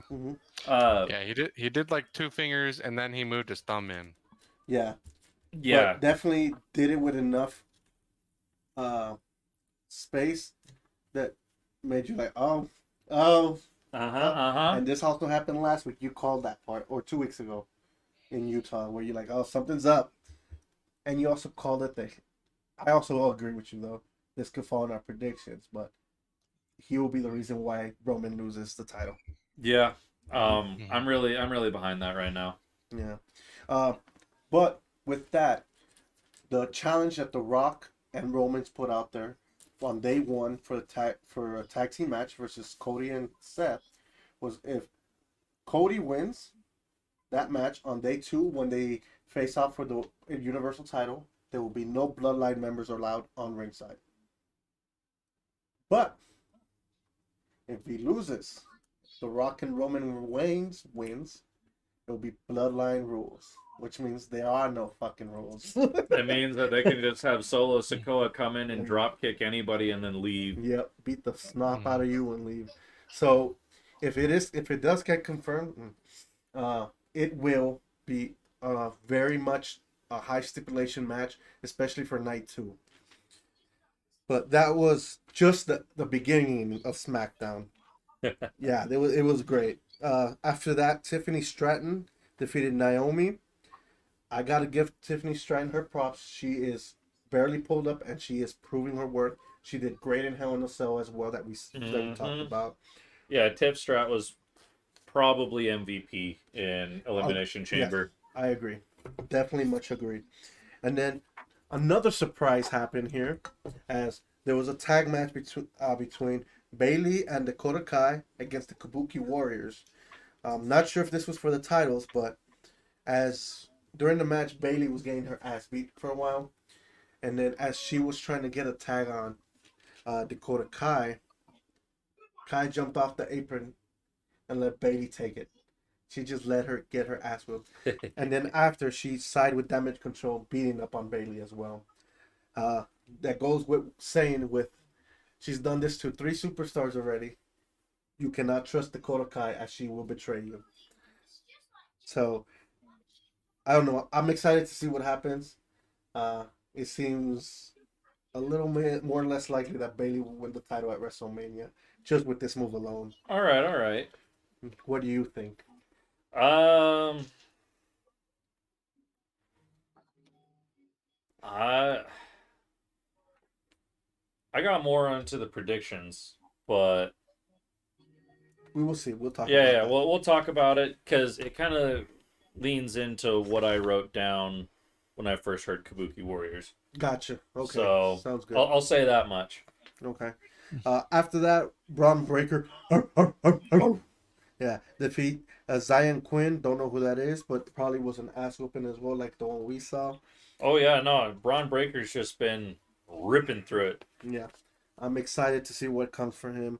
And then Carlito fights against Santos Escobar, and this is where we see the return with the crutch, sorry, of Rey Mysterio. So this is what you sent the group, if I remember correctly. I Uh, didn't send that. No. no, okay. Well, I did Mm-mm. see this, but Rey Mysterio returns with the different style mask as well, um, and help Carlito defeat Santos Escobar. After the match, you see Santos Escobar and his whole uh, crew, pretty much his new crew, walking out Mm-hmm. disappointed and upset that they got beat up. Uh, but it seems like this is leading to a WrestleMania match for sure. And then for the final match, Randy Orton defeats Austin Theory, who kind of saw that coming. Yeah. Nothing big. Um, let's move on now into AEW Collision. We had right off as the show is going off, Mark Briscoe and Buddy Murphy, Matthew, sorry, are fighting in the backstage area where House of Black are holding back because Mark kept letting off stage pyro. So this was getting psychopath. I didn't see the footage on this. I did not see this part for sure. But imagine getting beat up so bad and then they're starting to throw pyro at you, dude. This is not Avatar. Just get flame on. Or fireball. Mm. Yeah, but that was the beginning of the show. Do you know why they call me Dragon of the West? I don't care how big the room is. I cast fireball. Yes. Did I send you guys the video of the car that sends up a firework and it hits like a motorcycle person? It's like, I cast fireball. That's so funny. I love it. Shoot, yeah, you'll have to send me that. I don't. I'll send it to you. Um, Mm-hmm. and the first match of AW Collision was an 8-man scramble qualifying match for what? I don't know. They did not say. But it was Penta Cero Medio versus Brian Keith versus Demonte Martin and a few others. Dante Martin won, if you want to look that up Yeah. real quick. I'll move to the second match while you find that. The second match was Mariah May versus When was this AEW Collision? this was this Saturday, which was the second, 3-2. The second match, sorry, was Mariah May versus Angelica Risk. Mariah May took the win. Don't have it yet. No. All right. While he does that, the third match was the Dark Orders, Evil Uno, John Silver, and Alex Reynolds versus Bang Bang Scissor Gang, Anthony Browns, Max Caster, and Austin Gunn. You know who Bang Bang Scissor Gun is, right? Can't say that I do. Yes, you do. I will Do tell I? you. It's the guns, the Golden Elite, and the scissors. Me, yeah. Um, the one with the guy that comes out with cardboard cut out of his leader. Oh yeah, I love that guy. Yes, I can't remember his name right now. He's injured, but Bang Bang Scissor Gang takes the win. That's Raw. I think that you. Oh no. You're good. You're good. Uh, big win. Fourth match on the card was Private Party versus Christopher Daniels and Matt Sydal. Uh, Christopher Daniels had not been seen in AEW for a while. Matt Sydal hasn't either, really. They didn't say it. Doesn't Yeah. say. I think it was just an 8-man scramble, just for an 8-man scramble. Okay. Uh, we'll look it up later. But Private Party takes a win on that one. The fifth match was the recently returned Thunder Rosa, who we talked about a bit, that was out for a long time with injury and other stuff. She is back, and she faced off Sandra Golden, who was not so golden as she took the loss from Thunder Rosa. Uh, and then the final match of Collision was Orange Cassidy, Trent Beretta, Hook, and Daniel Garcia versus Christian Cage, Killswitch, Roderick Strong, and Brian Cage. With Christian Cage, Killswitch, Roderick Strong, and Brian Cage taking the win. So they're still staying on his name of Killswitch instead of Uh, what was his name? Luchasaurus. Luchasaurus. Yeah. Yeah, I don't know why, but anyways, Things were getting really in the weeds there for a time about who's where and why and when and what, and yeah, good to see that it's mostly cleared up for now. exactly. And then a big fight occurred with their groups and their friends of each side coming in and getting involved. Crazy fallout to Collision, definitely. Now to the main event. Well, kind of. It is AEW Revolution, which is also will be known as Sting's last match. Oh yeah. Dude, this was crazy. Let's just go over the show because the main event is obviously Sting's last match. It's got to be, right? Yeah, I mean, you have to with the legendary career that he had. 38 years, almost 40 whole years. Yeah, since before I was born, he has been wrestling. Before where you guys were born too. I think he said that he'd been thanking us since 1988 or 1978 or something. Mm-hmm. So he did take a few years off in between there as he was dealing with contract situations, but regardless, a great career, long career. Well, the show starts off with Bang Bang Scissor Gang, Jay White, Austin Gunn, Colton Gunn, Anthony Brown, Max Caster, and Billy Gunn, who is the father of Austin and Colton Gunn, versus Jeff Jarrett, Jay Lethal, Statham Sight, Private Party. And of course, Bang Bang Scissor Gang takes a win. I'll get you a scissor in. which I fucking love because I'm a fan of both the Guns, the Golden Elite, and I can't remember the name of their other team before they joined, but I'm a fan of Bang Bang Scissor Gang. The next one was Chris Statlander and Willow Nightmare versus Sky Blue. You don't gotta worry about what you saw, Sadler. What did I see? Yeah. Don't worry about it. Bang Bang Scissor Gang, that's what you saw. Enjoyment. That's what And you you just saw saw. it again. And then People do that at a live show. Just saying. Who, me? No, people do that Oh, at a yeah. live show. This is what do you think they call it that? Hold on, I remember. It was Anthony Bronson and Moss Caster would come in and do that to fans, and the fans would be waiting for it. So, wait till you go see it in a live show. It's even crazier. They actually even have big old cutout of scissors, and they're like trying to do it like that. I love it. It's like Bonesaw. Yeah, Bonesaw is ready. But anyways, the next match was Chris Statlander versus Willow Nightmare. Oh no, and Willow Nightmare versus Sky Blue and Julia Hart. with Chris Statlander and Willow Nightingale taking the win on that. Take your phone before I break it. But just rumor. Just a rumor. Who sent you that? The other one did. Okay. Yeah. Where'd you get that, Clay? Sorry, guys. We're gonna go on a little tangent because I just got some fucked up news. I just saw it. I just barely saw it. You just found it. It was posted by Total's. Don't trust I'll him. get back up to it. Hold Yeah, on. what do I you gotta- don't trust- You I just gotta- you just want to say don't trust him just because He's coping. quarterback. Just let him cope. Let him No, cope. because I almost threw his phone out to the fucking trash. It's already breaking. Don't break it anymore. All right. It's not on ESPN. I'm not trusting it. Anyways. Again, it's a rumor. Are you Yeah, just gonna rumor. post a rumor? No, they don't. Not most of the time. Anyways, assholes. I'm a mute you, Clay. Yeah, we're gonna take away your speaking privileges. Anyways, so Chris Statler and Willow Nightmare take that win, which I'm surprised on that one because I think Julia Hart is a champion and Sky Blue's being pushed. But regardless, this is good as they're trying to keep a balance here in the women's division.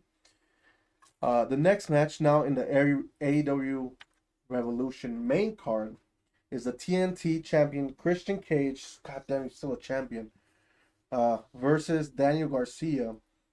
And obviously, Christian Cage had Nick Wayne Killswitch and Nick Wayne's mom there. Mother Wayne, as you put it. Christian Cage retains. God damn, I'm so tired of this fucking ass. He's going to keep retaining until there's somebody that comes up. I mean, Edge was the closest guy, but I think Edge is, I mean, just from what I can tell, you know, Edge hasn't been doing much. So I'm thinking he might be decently injured where he's not doing anything. Or they're keeping him off to be the surprise and then have him lose it. I just want to see Christian Cage off because he's doing his bad guys very well. I do like that. What's AEW's WrestleMania? All in. That's fair. Mhm. I I think there's still a bit before we get it. We'll talk into that. To see, yeah. because we're definitely doing a live stream for that one. But anyways, I'm just tired of him doing this sleazy shit. So, but he's playing the heel very well. Oh, yeah. No, I mean, he even just says F you to his teammates all the time. I know. He treats his child like shit too. And on live TV. The prodigy. Yeah. Oh, they're not using that for Nick Wayne. Wow. Okay. Yeah. I just noticed that. Anyways, next match was the That's AEW. wild, actually. Huh? That's wild, actually. I know. AEW Continental Triple Crown Champion Eddie Kingston versus Bryan Danielson.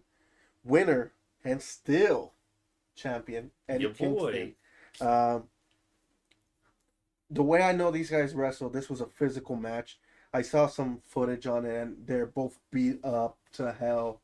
At the end of the match, though, Bryan Danielson did shake Eddie Kingston's hand, a show of respect, and Nice. he accepts and respects his talents. Although I gotta say, after the match, he was taped the hell up with ice and everything. So Eddie Kingston was beat the fuck up. I'd believe it. After that, it was an all-star 8-man scramble match for a shot at the AEW World Title. Hook versus Powerhouse Hobbs versus Lance Archer versus Magnus. Oh, Magnus. Haven't heard his name in a while. Versus Wardlow for the Undisputed Kingdom versus Chris Jericho versus Danton Martin. The winner, and of course, was Wardlow. Heck yeah. I mean, it was expected. He is one of the bigger guys there. And I'm talking about size, not name. Because if not, Chris Jericho, I think, would have won. Oh, yeah. But regardless, this looked like a lot of meat slapping. That your type of match. I love the meat grinder. Yeah, because Powerhouse Hobbs is a big dude. Lance Archer is a big dude. Magnus is a big dude.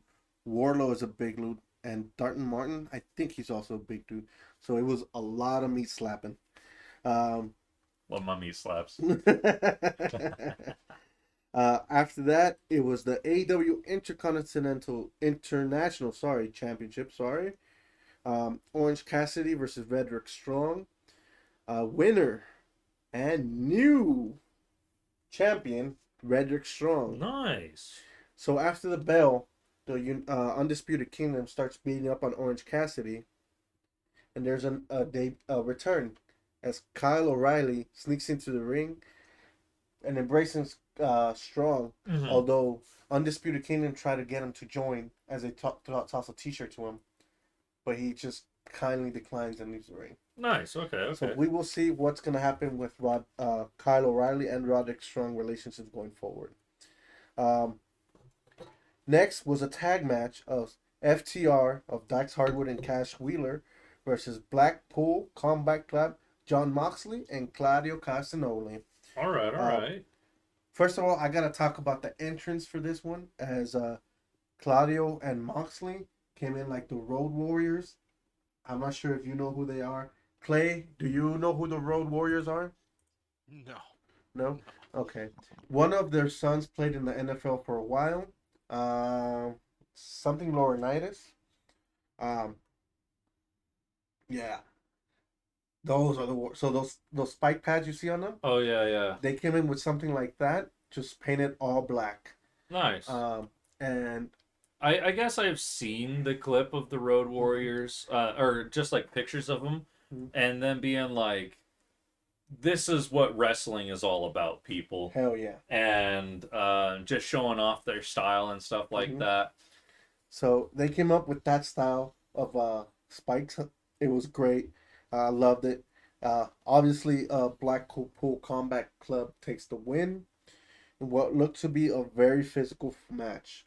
At the end of the match, obviously, the Blackpool go to shake the hands. FTR, as they do, did not walk, just walked off the ring. Okay, that yeah Okay. sounds like FTR. Yeah, for real. Uh, the next match was the AEW Women's World Champion, Timeless Tony Storm, versus Diana Purrazzo. Um, Winner and still champion, Timeless Tony Storm.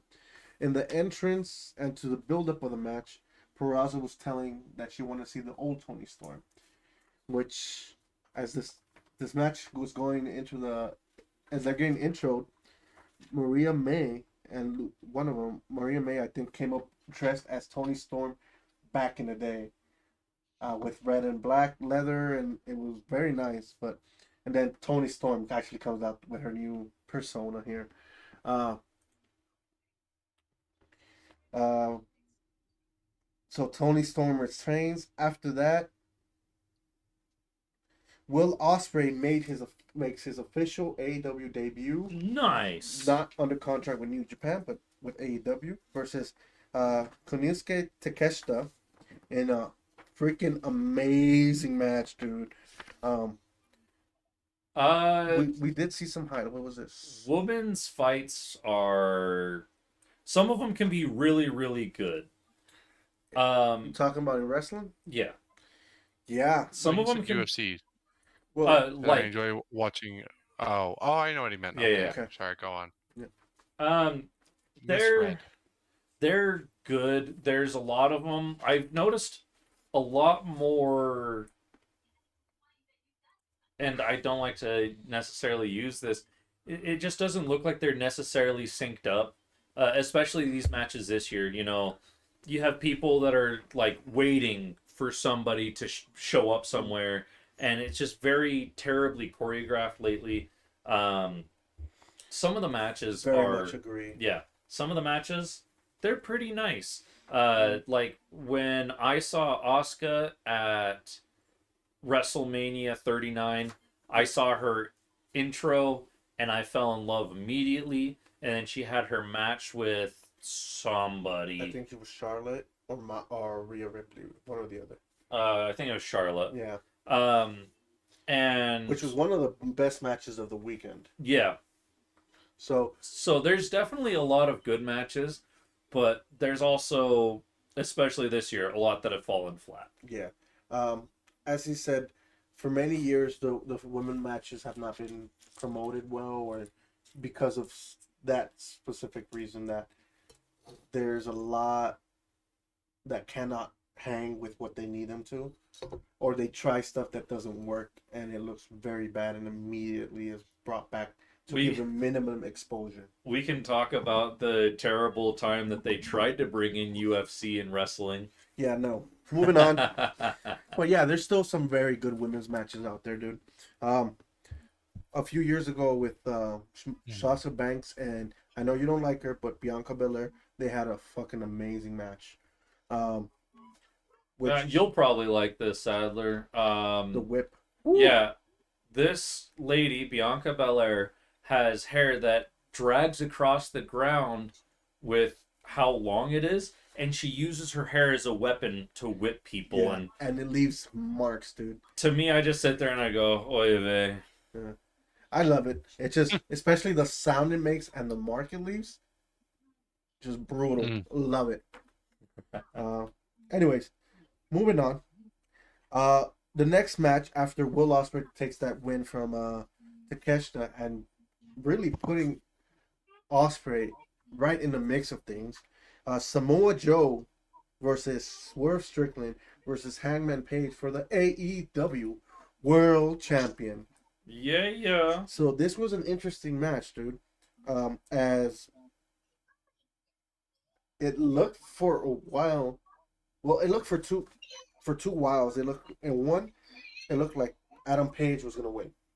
Yeah. Because Strickland was out of the match for a while. And then it reversed as it looked like Strickland was gonna do it. But then at the end, Samoa Joe pulls out a victory out of his ass, submits Adam Page, and retains his AEW World Championship. So I'm curious, and we saw only highlights. I don't know how much of the actual show you watched. I didn't watch all of it. But what we did see is there were two moments that the referee was actually completely knocked out of the ring, and there was multiple referees that came in and just because they kept getting bullied, man. Mm-hmm. I'm curious on how many. Oh yeah, this was a match. Yeah. I'm curious on how many pins there were by other people that weren't counted because no ref was available and it wasn't legal. So what I was able to see from that, there was at least two from Swerve and one from Adam Page with no referee that they could have won, or 1-1. Yeah. So it could have gone either way. But Samoa Joe looked like he never had a chance during that time. So he really snuck out with the victory. Yeah, he definitely pulled the win out of his ass. Yeah. But as Joe is walking away with the title, they do a close up on Swerve Strickland's face, and he just looks defeated, just disheartened, like he lost a part of himself there. Which I think this is gonna lead up to a 1-on-1 match, though. That's fair. Yeah. Was that you? I don't know what that ping was. Was that you? You good? Maybe that. What do you mean? Yeah, maybe that was mine. I think it was your computer. Yeah. I don't know. We heard a ping. Yeah. I didn't hear a ping. Alrighty. That was us. And then finally. Yeah, something disconnected. Sadler heard the disconnect. Yeah. Okay. I wonder what disconnected. I guess we're gonna find out, huh? Yeah. I mean, we're still rolling, right? Yeah. Yeah. Okay. So finally, the main event, which is Sting's last match. We had obviously Sting and Darby Allin. Man, you got 2 pages of this. Nope. Look at it again. Wait. There's too much reading. It's the same match. So from here. Yeah. That's what I'm saying. Yeah. Because the other ones I took off the explanation of the match. Because it was too many pages. So it was Sting and Darby Allin, the AEW World Champions, Tag Champions, versus the Young Bucks, Matthew and Nicholas Jackson. This was such a great match. The intro for Sting was fucking amazing. A long little, like, serenaded intro with piano and all that. Yeah, some classical piano. I'm not 100% on my classical piano, but it was like a solid 6 minutes of just that pre-intro. Yeah, it was showing his history in the business, his titles, his ups and downs, and all that. Pretty well done, I might say. And then when his intro starts, 2 versions of himself come out, which is his sons in his gear, which I love it, Oh yeah, which is beautiful. his 80s appearance, and then his Wolfpack NWO appearance, which was the red one. And then Metallica hits, and Sting comes out. Loved it. Great intro. The match itself was crazy because you also had legends all over the place, and Ric Flair got involved. Ricky the Dragon Steamboat got involved, and they both get super kicked by the Young Bucks. They really caught us Steamboat in one of those kicks for sure. Uh, and then Darby Allin does this super crazy dive. I know you loved it. Where he sets up the ladder in the ring, Mm-hmm. and they had set up a glass outside, and one of the Jacksons in there. Dude flies off. Jackson moves, eats all of it, and just shatters the crap out of the glass and his back, I think. Oh yeah, no, I mean, I don't remember if it was on chair. I think it was on chair. Affairs, yes. And it was like 3 different chairs, and the chairs just go everywhere. And oh my gosh, my Yeah. chest is itchy. Just by saying that. Oh yeah, something. Shoot. But really, like, immediately he hits and turns, and you could see immediately blood pouring down his back. Oh yeah, his back, his elbow. Yeah. I mean, even at the end, I'm gonna jump ahead just a Go for it. little bit. Sting is off the air at this point, and he goes, "Hey, text me how many stitches that is." Yeah, because he got torn the hell up. Um, yeah, it was bad, but I loved it. Obviously, there was a good while after that. This thing was alone, and he was getting beat to hell. He was getting hit with finisher after finisher, super kicks, Oh, yeah. double knees to the head. I made the joke. He got kicked in the head, dude, and his head just hit the The mat. mat and then whipped back up. And I'm like, yeah, great way to go on AEW concussion. Yeah. Um, That's what AEW does to you when you try and retire. They just beat the they fuck out give of you. they give you CTE. Which is Yeah. not funny, but Jesus. Yeah, but I mean, he was getting beat to hell. A few times he did that old Sting pump up where he gets like extra energy or Yeah, his yeah. second life, and then he kicked out and kicked out and kicked out, would not die.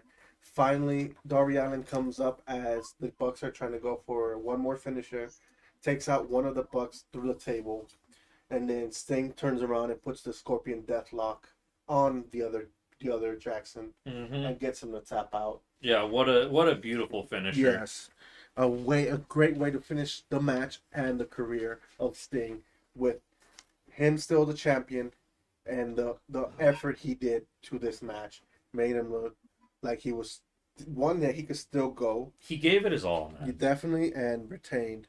But yeah, I think that match was so good. Um, yeah, what'd you give the show of what we saw? Of what we saw, I mean, obviously, you have the big highlight of Sting, it being his last match. So obviously they have to do something big, and they really did something big. Um, all said and done, I'm gonna give it a middle fingers up. It was pretty good for what I saw. It's definitely a lot of content. I mean, shoot, we had 4 pages. Yeah, exactly. No, that's funny. I'll show you later. But regardless, I am in the same thinking of you. I think I need to go rewatch everything, but I give him a middle fingers up for sure. Um, but we got a little bit more wrestling news before we move on into entertainment. Quickly, because we've been here quite a bit. Oh yeah, New rolling on 2 hours and 7 minutes, baby. Love it. This is what we want to get to eventually. Mhm. New Japan star Tamatanga is headed to WWE as he had his last match in New Japan and said his goodbyes, or that's what it looks like at WWE. AEW star Miro, formerly known as Rusev in WWE, has been injured since September. That's why we have not seen him, but there was also no reports about it as they kept it a secret. Heck yeah, glad to hear that. Thank you, Sadler. Also, AEW star Ray Phoenix, who injured his neck last year, is set to return soon. So glad he wasn't paralyzed. Glad it wasn't any worse than it is. Oh yeah, It was a bad botch, but it happens. Part of this live stunt work. AEW star Mike Santana it is gone from AEW, no longer under their contract. He is a free agent. Where he would go, don't know, but he has had a lot of momentum right now out of AEW. So Nice. good for him. Uh, and then final AEW news before we go into WrestleMania card. AEW star Pac is set to return soon, as in AEW Revolution. There was a little promo to promote his return. So he's about to return back to the company. Now, let's move on into the WWE WrestleMania 40 card and some rumors for the card. Uh, the same matches so far is Io and Bailey for the WWE Women's Champion, Mm-hmm. Roman versus Cody for the WWE Universal Champion, Mm-hmm. Seth versus Drew for the World Heavyweight Champion, and Rhea Mommy Ripley versus Becky Lynch for the Women's World Championship. Now, rumored to be also there is IC title Gunther. That one could be taken off because it's not going to be Braun Breaker. It looks like it's going to be one of those gauntlet match. Whoever wins that match. Yeah. I mean, I really liked the weight behind Braun Breaker, but also all he's been doing is bullying little guys and local fellers. Yeah, I think Uh, they're going to build him properly and get momentum. Yeah, I think they're just writing him out right now. Yes, agreed. Um, the other match, Jimmy and Jay, that I just saw something, but we'll talk about Friday. But I think that is pretty much confirmed. Yeah, I mean, it's been build up. Yeah, build up effect. Yeah. I mean, you want to talk about build up effect? Jimmy and Jay, they've been going at it for almost a year now. Yeah, yeah. Since they broke up after WrestleMania last year. Mm-hmm. The WWE Tag Team Titles and Champions, Judgment Day versus The Miz and R-Truth.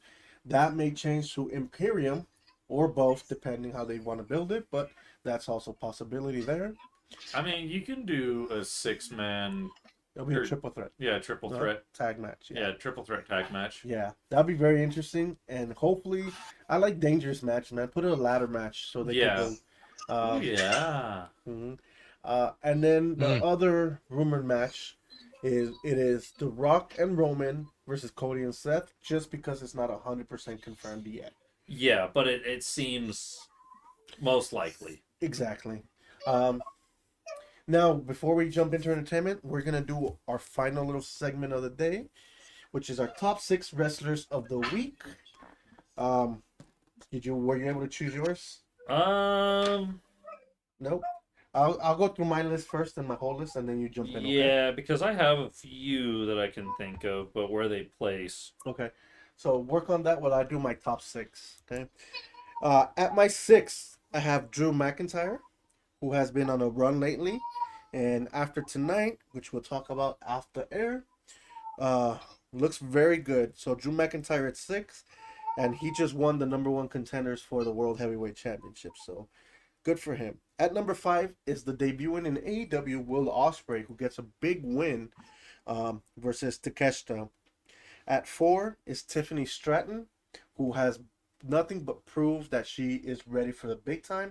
From the Hell in a Cell to the last few. I mean, she just debuted on SmackDown and is already getting a lot of fan base and a lot of momentum. So good for her. At number 3, I have Mustafa Ali, who debuted in TNA and recently won the TNA X Division title. At number 2 is Samoa Joe, who retained his AEW World Champion in a 3-way fight versus Adam Page and Swerve, as we just talked about. He would normally be number 1 with what he did, but there's only one number 1 because it was his last match. Mm-hmm. And it was Sting and Darby Allin in that amazing main event for the AEW Revolution to top off a great fucking career. All right. So, I actually do have a decently similar list. Okay. So I actually switched Sting and Darby to my number 6 spot. Oh. I had to give them an honorable mention. It was definitely a really, really good match. I feel like I would need to watch every little bit because we watched a pretty highlighted. Yeah, a pretty highlighted version. It was a really good match, and I'm glad that Sting had a very successful career. he sent it out in a blowout. What a beautiful match. So as of right now, he's a 6 for an honorable mention. It is pretty important. Number 5, I got Will Ospreay debuting. I know you're super excited about Will Ospreay. He had a pretty good match. Yes, he did. Definitely. Um, I fully agree with you on number 4 for Tiff Stratton. Exactly the same. mhm. Number 3, I actually have The Rock. Ooh, okay. Yeah, I like the little slyness that he's been doing, man. It's been beautiful. Yeah, if anything, he would have been on my honorable mentions, but Yeah. And that's one of the bigger reasons why I moved him up because yeah.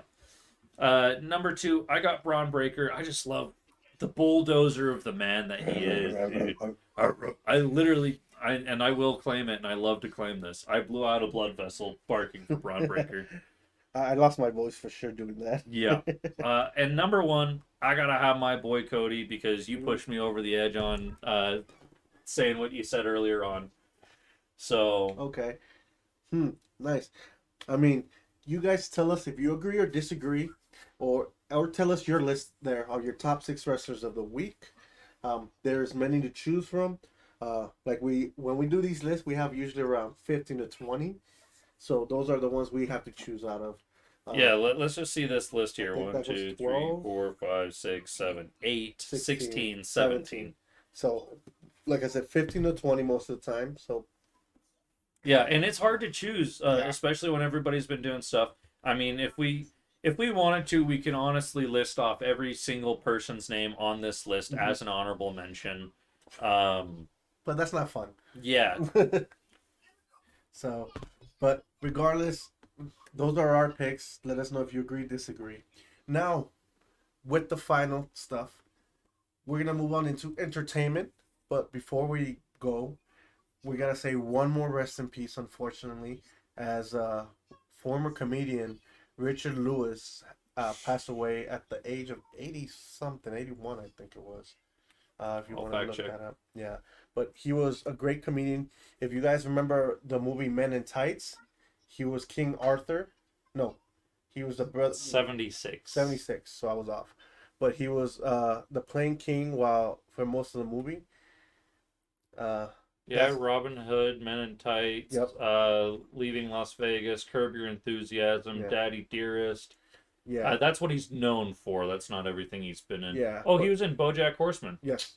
But yeah, definitely rest in peace to him and peace and peace to his friends and family. He will be missed as he was a very funny comedian. But with that said, you guys take the floor. Oh, There he was is in George Lopez too.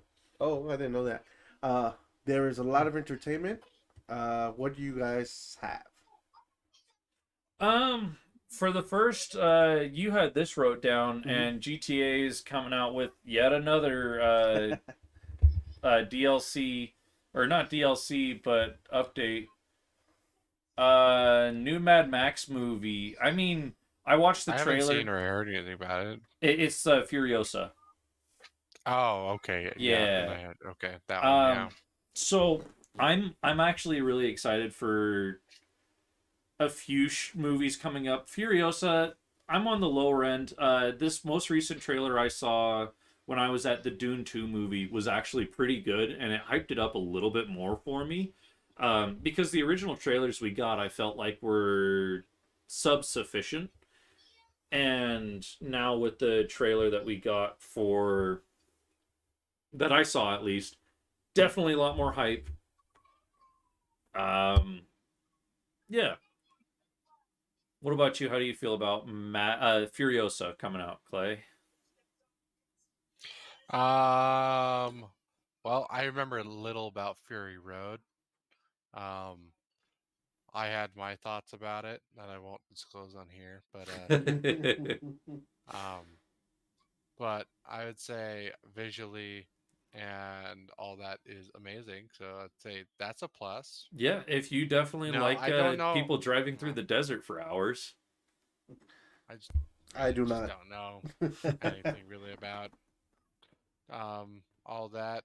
So I'll hit you with Mad Max lore later.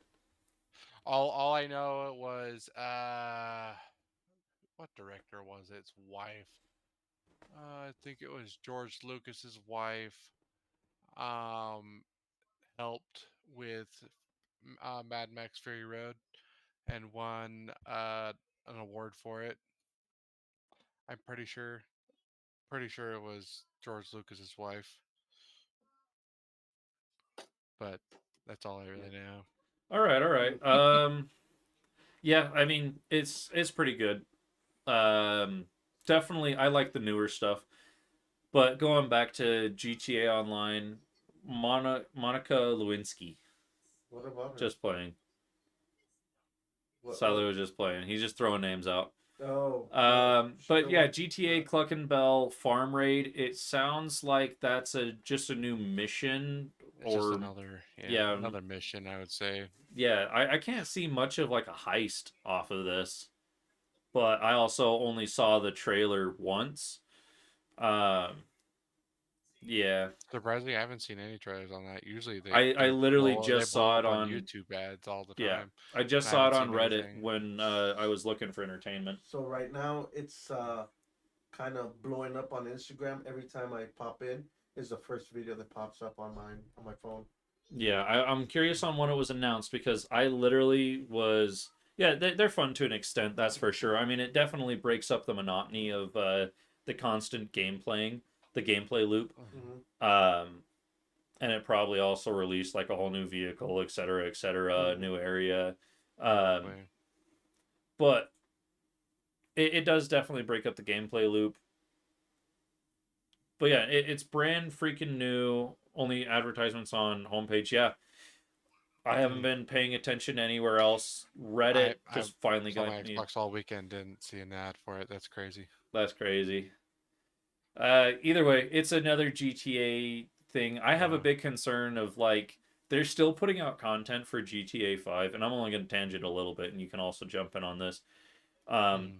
GTA has been pushing out content for online consecutively, and I'm like, there's so much that you guys are pushing out. What's actually going to be in 6? Are we going to have enough playable content in 6? Yes, it releases in 2025, 2026. I No, forgot what I don't. already.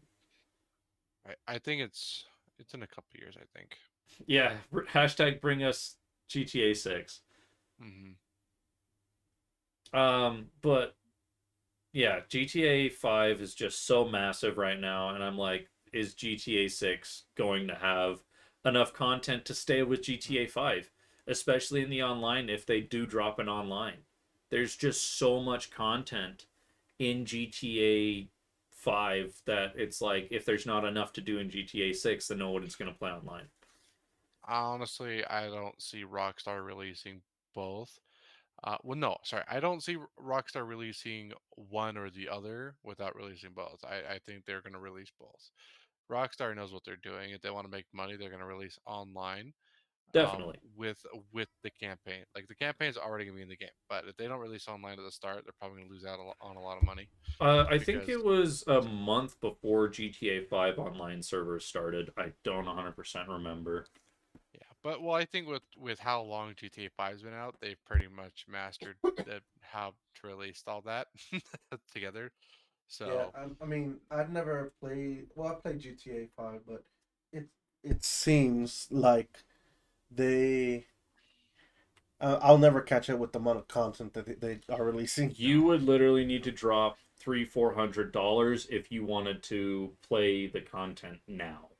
I And have the if you game. wanted to own everything, Oh no, like for in-game online purchases. Okay, so as a little header, GTA 5 released September 17th, 2023, a decade and ago, online released October 1st, 2013. more than a decade ago. I said Wow. 2023 earlier, but yeah. uh Well, but that was way back then when online was still relatively new for that type of game, and yeah, so I guess that's a fair argument.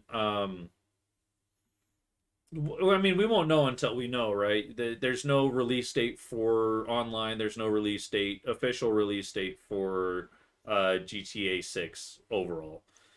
And we can talk all day in and out about what GTA 6 may have, may not have. I mean, go look at the circle jerks that are on the GTA 6 and GTA New 6 page.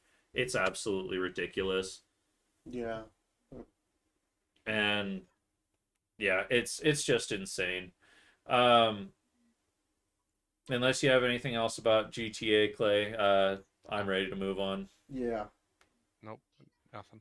All right, for the next little bit, we have House of Dragons season 2. That's coming out this June. There's no Oh, official dope. date set, but season 2 for House of Dragons pretty hyped, especially for a lot of the people that enjoyed House of Dragons. I hear it's Game of Hmm. Thrones but better. I mean, it is Game of Thrones, but the prequel. And then we're also getting a prequel to, I don't know where the prequel stands before or after House of Dragons. Either way, it's happening. I know you said you watched a little bit of Game of Thrones. I've watched season 1. You watched season Wow, you one. still did a lot. Well, I haven't watched shit, so. Yeah. Um, I'd almost say that it would be pretty big if we all sat down and watched House of Dragons. Apparently, it's also the much better content. As one of my friends puts it, it is the content that you wish that you would have seen in Game of Thrones. Gotcha. Maybe we'll give it a shot and review episodes here on the stream. Yeah. Cool. Um, and then one trailer that I showed you right before we went live, we have the show Ripley. Dude, it is very film noir and 80s movie film like industry. Like it looks like a detective film noir movie, which I adore. I love those. Yeah. And it's just black and white and trains and Mhm. older times and Very dark vibe on it. Love it. yeah, we'll definitely be doing a trailer watch along. React. Yeah. Yep. That. uh, yeah, I'm excited for this. Probably gonna do a movie review when it's a show, right? Yeah, I believe it's a show. Okay. So it looks pretty promising as a show. It's a Netflix original. Yeah. They've been doing pretty well with their stuff, so I'm excited for it for sure. Yeah, Netflix has been putting in good budgets for good shows. Now, you know, not all of their shows are great, but there's a lot of them, especially recently, that are just hitting the freaking mark, man. Yep. Enjoying it Mm-hmm. and not wait. And then Clay, you had information about Superman. Yeah. So, James Gunn, he's the director of this movie. Ooh, okay. And so with James Gunn, he was they originally teased this out saying that they were making this movie, but originally it was called Superman Legacy. Um, and recently, just this last week, James Gunn released a quote saying, "When I finished the first draft of the script, I called the film Superman Legacy. By the time I locked the final draft, it was clear the title was Superman, making our way to July 2025." So, um, so originally, what happened also, why they re-changed the name of the movie was because of the strike for all the actors and whatnot that Gotcha. happened. So after the strike and all that, he was just saying it's like honestly, the movie's about Superman, and honestly, the name is just simpler and easier just to call it Superman. So they just changed it to that, which I think either way, I think it's a good way to name a movie, either Superman Legacy or just Superman. But other than that, we are getting a movie in July 2025 of Superman. Unsure the cast and all that, other than all we know is James Gunn is So we directing. did a casting list, and I know Lobo and I looked at it, Mhm. and I swear that you were here when we were looking up at the casting list. Um, if you were to Google search Superman Legacy casting, that it would probably pull up the entire cast because it was a week and a half ago, I feel. Yeah, something like that. It was like the second show that you were on, Clay. So, Mm. yeah, casting list seems pretty good. I know Tom Lobo was pretty Mhm. hyped about all of it. I need to look at it again because I remember very little about that. Let's bring it up Yeah. here. Yeah, I'll pull it up real Mhm. quick. While I pull that up, if you wanted to talk about Tron, Clay. Yeah. So again, just last week, uh, Tron, the movie Tron, just in case anyone else is mishearing me. We So had a Tron, this whole bit about it. this is the trilogy. So Mm. this movie, I believe, will be called Tron Ares. So spelled Nathan. Yeah. Nathan ARES, Fillion, yeah. You and remember that? that'll also be coming out next year. Mm-hmm. But release date and month, all Mm-hmm. that is still unknown. Other than it's coming out next year. That one. Those two. Again, this is a trilogy.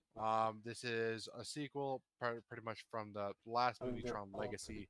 It's kind of basing it off both girl. The one of second girl those there. characters as Okay. well. They You can haven't released any picture. you Well, can sorry, talk. they haven't released any That's this videos one. or anything. They did release a teaser picture of a really cool art of what appears to, at least what we can assume, is the villain in the movie, and it's like he is in a full Tron suit, like in Tron Legacy when they're doing the disc games Mm-hmm. where they're fighting with the discs in that little arena. That's what he kind of looks like, is in that little suit, or the light bike suit. Yeah. That's Yeah, what I it mean I looks like. the picture But looks it's so yeah, good. but it's black. But it's black with red accents, Yeah, so that picture you it looks send dope. us. It yeah, looks dope. I'm Yeah. I'm pretty hyped for it. I really liked Tron Legacy. See, Legacy's not a bad thing to Yeah. throw into into Superman's title. It's fine. hmm Yeah, Um, I've liked all the Trons. I liked the original Tron to Tron Legacy, and I could already assume I'm going to like this one. yeah, So I Tron's love definitely Tron. making a I love comeback. Tron. I definitely, I haven't watched the original Trons, and I hear that I also need to watch Blade Runner. I haven't seen that either. Mm. But I've never watched Blade Runner either, but that is completely different than Tron. Yeah. I've heard that if you like Tron, then or if you like Tron, then you'll like Blade Runner. That's how I've been sold a Oh, few times. yeah. Yeah. I've been told that too, but I've seen very little Blade Runner. But going back into the Superman cast, yeah, this is a really good cast. Just a few notable actors. We got Nicholas Holt. We got Isabel Merced. Uh, by the way, Nicholas is Lex Luthor. Isabel is Hawk Girl. Yep. We also got Nathan Fillion, who's Guy Gardner, which is a Green Lantern. We got He Art fits that. yes, right. Anthony Kerrigan. For those that do not know who he is the guy that played um, Sass in the Dark, not the Dark Knight, Gotham TV show. Hmm. You can put it back. I got it right. Yeah. Well, I was curious on some of them. He played Zaz, Victor Zaz, who is a killer who marks himself by cutting himself on all his. Every time he kills someone, he cuts himself to mark. Yeah. So there's him. Go back to the list real quick. There was Sarah Sampio, who's good. Eddie Gathegi, very good. Sean Gunn, who was also in Guardians of the Galaxy, very He's good. also James Gunn's brother, Yes, who's the exactly. director. Yeah, but I mean, he was funny in Guardians of the Galaxy. Yep. And then Miriam Shore, who we do not know what character she'll be playing, but it is a good cast all overall. So I'm excited to see how this movie hmm pans out. And then David Corn Sweat. We'll be playing Superman slash Clark Kent. No, he's just playing Clark Kent. It says it right there. Superman's a different person, don't you know? Yeah, the glasses definitely okay. uh, but He yeah, does have a good Clark Kent look, though. that jaw. It's the Yeah. jaw. It's literally he has the whole octagon shape looking. Mm-hmm. Nice, Yeah. nice. But other than that, do we have any more entertainment news, guys? Yeah, I got a few. Uh-oh. Yeah. All right. Go for it. So, so to stick on the show runs, Mm-hmm. type of thing, like a run of shows. So, um, we do have the Fallout TV show based off the video game coming out soon. Mm-hmm. Oh The yeah, that. creators came out and are calling it a non-interactive version of the future video game. And they've also said it's almost like Fallout 5. They're not saying that it's gonna be like it. Is probably they're saying it's their version of Fallout type of thing without. Okay. They're not trying to pull a Halo type thing. Is what they're Gotcha. Yeah, trying to yeah, get they're at. they're making it their own. I mean, the thing with the Fallout universe is it's so expansive, man. And you can do so freaking much. It's just post-apocalyptic. I mean, there's so Hmm. much you could do in the universe, um, Hmm. and it doesn't have to follow the storyline of what we know, because all that we do know is either the far west coast or the far east coast. Um, Hmm. and that's mostly it. And I don't think we know that Sadler has the mods in the movie. yeah, we He's we're joking. able to download He's the mod joking. menu. Yeah, he's just joking. Oh, okay. Well. Yeah, where's my TV show mod menu? Um, yeah, so it's I'm pretty excited for it. Lobo and I Me actually too. know somebody that is going to be at least a background actor in it. They don't have any substantial Nice. parts, to my Probably gonna understanding. die. Uh, Let's hope. I mean, all they told me that they were doing was walking around in the background, and that's all that they did. But Oh. they also could have just not been able to tell me what much they're of gonna. anything. Yeah. Yeah, probably. Non-disclosure forms, non-disclosure affidavits. That's Mhm. what it is. Yep. NDAs. Um, and I even made a joke with them because yeah, I'm not going to get into details because I don't want to dox this person. So never mind. Yeah. Yeah. What was the other one you got, Clet? Well, I got couple more shows, and then I have an esport thing. Um, Okay. Go ahead. but for the first one, Will Smith posted today. I would say it's about maybe 4.5 hours ago now. He Oh, posted Bad Boys. saying filming just wrapped for Bad Bad Boys boys, 4 Yeah. what you coming gonna out do? June 7th. Yeah. I did. Nice. I did see that too, but I thought it was they were pulling my leg. No, Oh, no, nice. Dang, and I didn't think that I was gonna see another Bad Hell Boys. yeah. I'm I didn't think excited for so that. either, just because the last one was trash. Oh, hold on. Eh, hold on, you Tron lover, you. Tron loving. Sorry, I like good movies. Oh, okay. If you say so.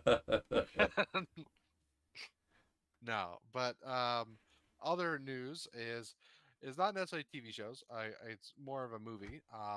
So the director of the original Kick-Ass movies, I've never seen them personally, but Oh, I've heard kick-ass they're movies very are good. Mm, good. da. So Yep. Matthew Vaughn, he came out and said today.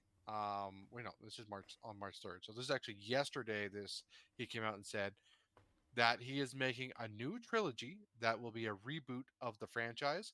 Um, and they are going to be start making that now. So the first movie is going to be called The Stuntman, which is actually funny, is because the director of it was an actual former stuntman himself, and it's about two brothers who pursue careers as stuntmen. So which is why they call it Stuntman. Nice. Okay, I Um, was curious if you were getting confused with the other movie coming out, Stuntman. Or no, no, Fall Guy. no, That's Fall what it Guy. was. no, Fall but Guy. and So I then was getting this messed up. Yeah, and then the second movie is actually going to be called School Fight. And then we don't know about the third one. But he also came out and said that he would also like to make a kick-ass reboot, um, with different actors, but also bring in the original actors as well, as like cameos. And so that is also some news that were posted yesterday about Kick-Ass and a new trilogy created by the original director of Kick-Ass. And so, little, little pretty interesting, and excited for that as well. Um, and Nice. then Yeah, you need to watch other, Kick Ass. I know, I definitely need to. I've only heard good things. So, but and then other news with esports. The only thing I've kind of seen is kind of going on right now is the ROCS, which is the Rocket League esports version. And right now they've just kind of been going through qualifiers, which is pretty entertaining and fun to watch. Nice. I've only seen a few games, but yeah, they're going through that right now, and hopefully soon we'll get it into the actual tournament. They're just right now they're going back and forth between the North America, Europe, and Oceania, and the other um, uh, uh, the districts that they have in the RCS. Okay, cool. Uh, so you said the finals, when do they happen? Or the tournament, actual? I'm not sure. Right now they're just going through qualifiers. They go through multiple days of qualifiers, Okay, but for each region. okay. Whenever the finals are, we'll definitely be talking about that here and in the entertainment part for you guys specifically, and I'll try to jump in when I can on that for sure. Um, do we have any final entertainment or any final thoughts, guys? Nah. Clay? No, not on here. Alrighty. Well, guys, thank you for joining us for over 2 hours. I told you this was a long one. We had a lot to talk about. And hopefully, going forward, we could do similar type shows of 2 hours or so. Um, with that said, remember, guys, take everything we say with a grain of salt. We are three doofuses, three jokers who just like to talk about sports, entertainment, pro wrestling, and nerd stuff, obviously. Uh, don't get offended or don't take anything too seriously. If you do, move along or do your own research, as Jackson likes to say. Mm-hmm. Don't just be a follower. Make your research and make your decision. Um, and like I said, if you don't like what we have to say or what we're doing, you don't have to waste your time with us.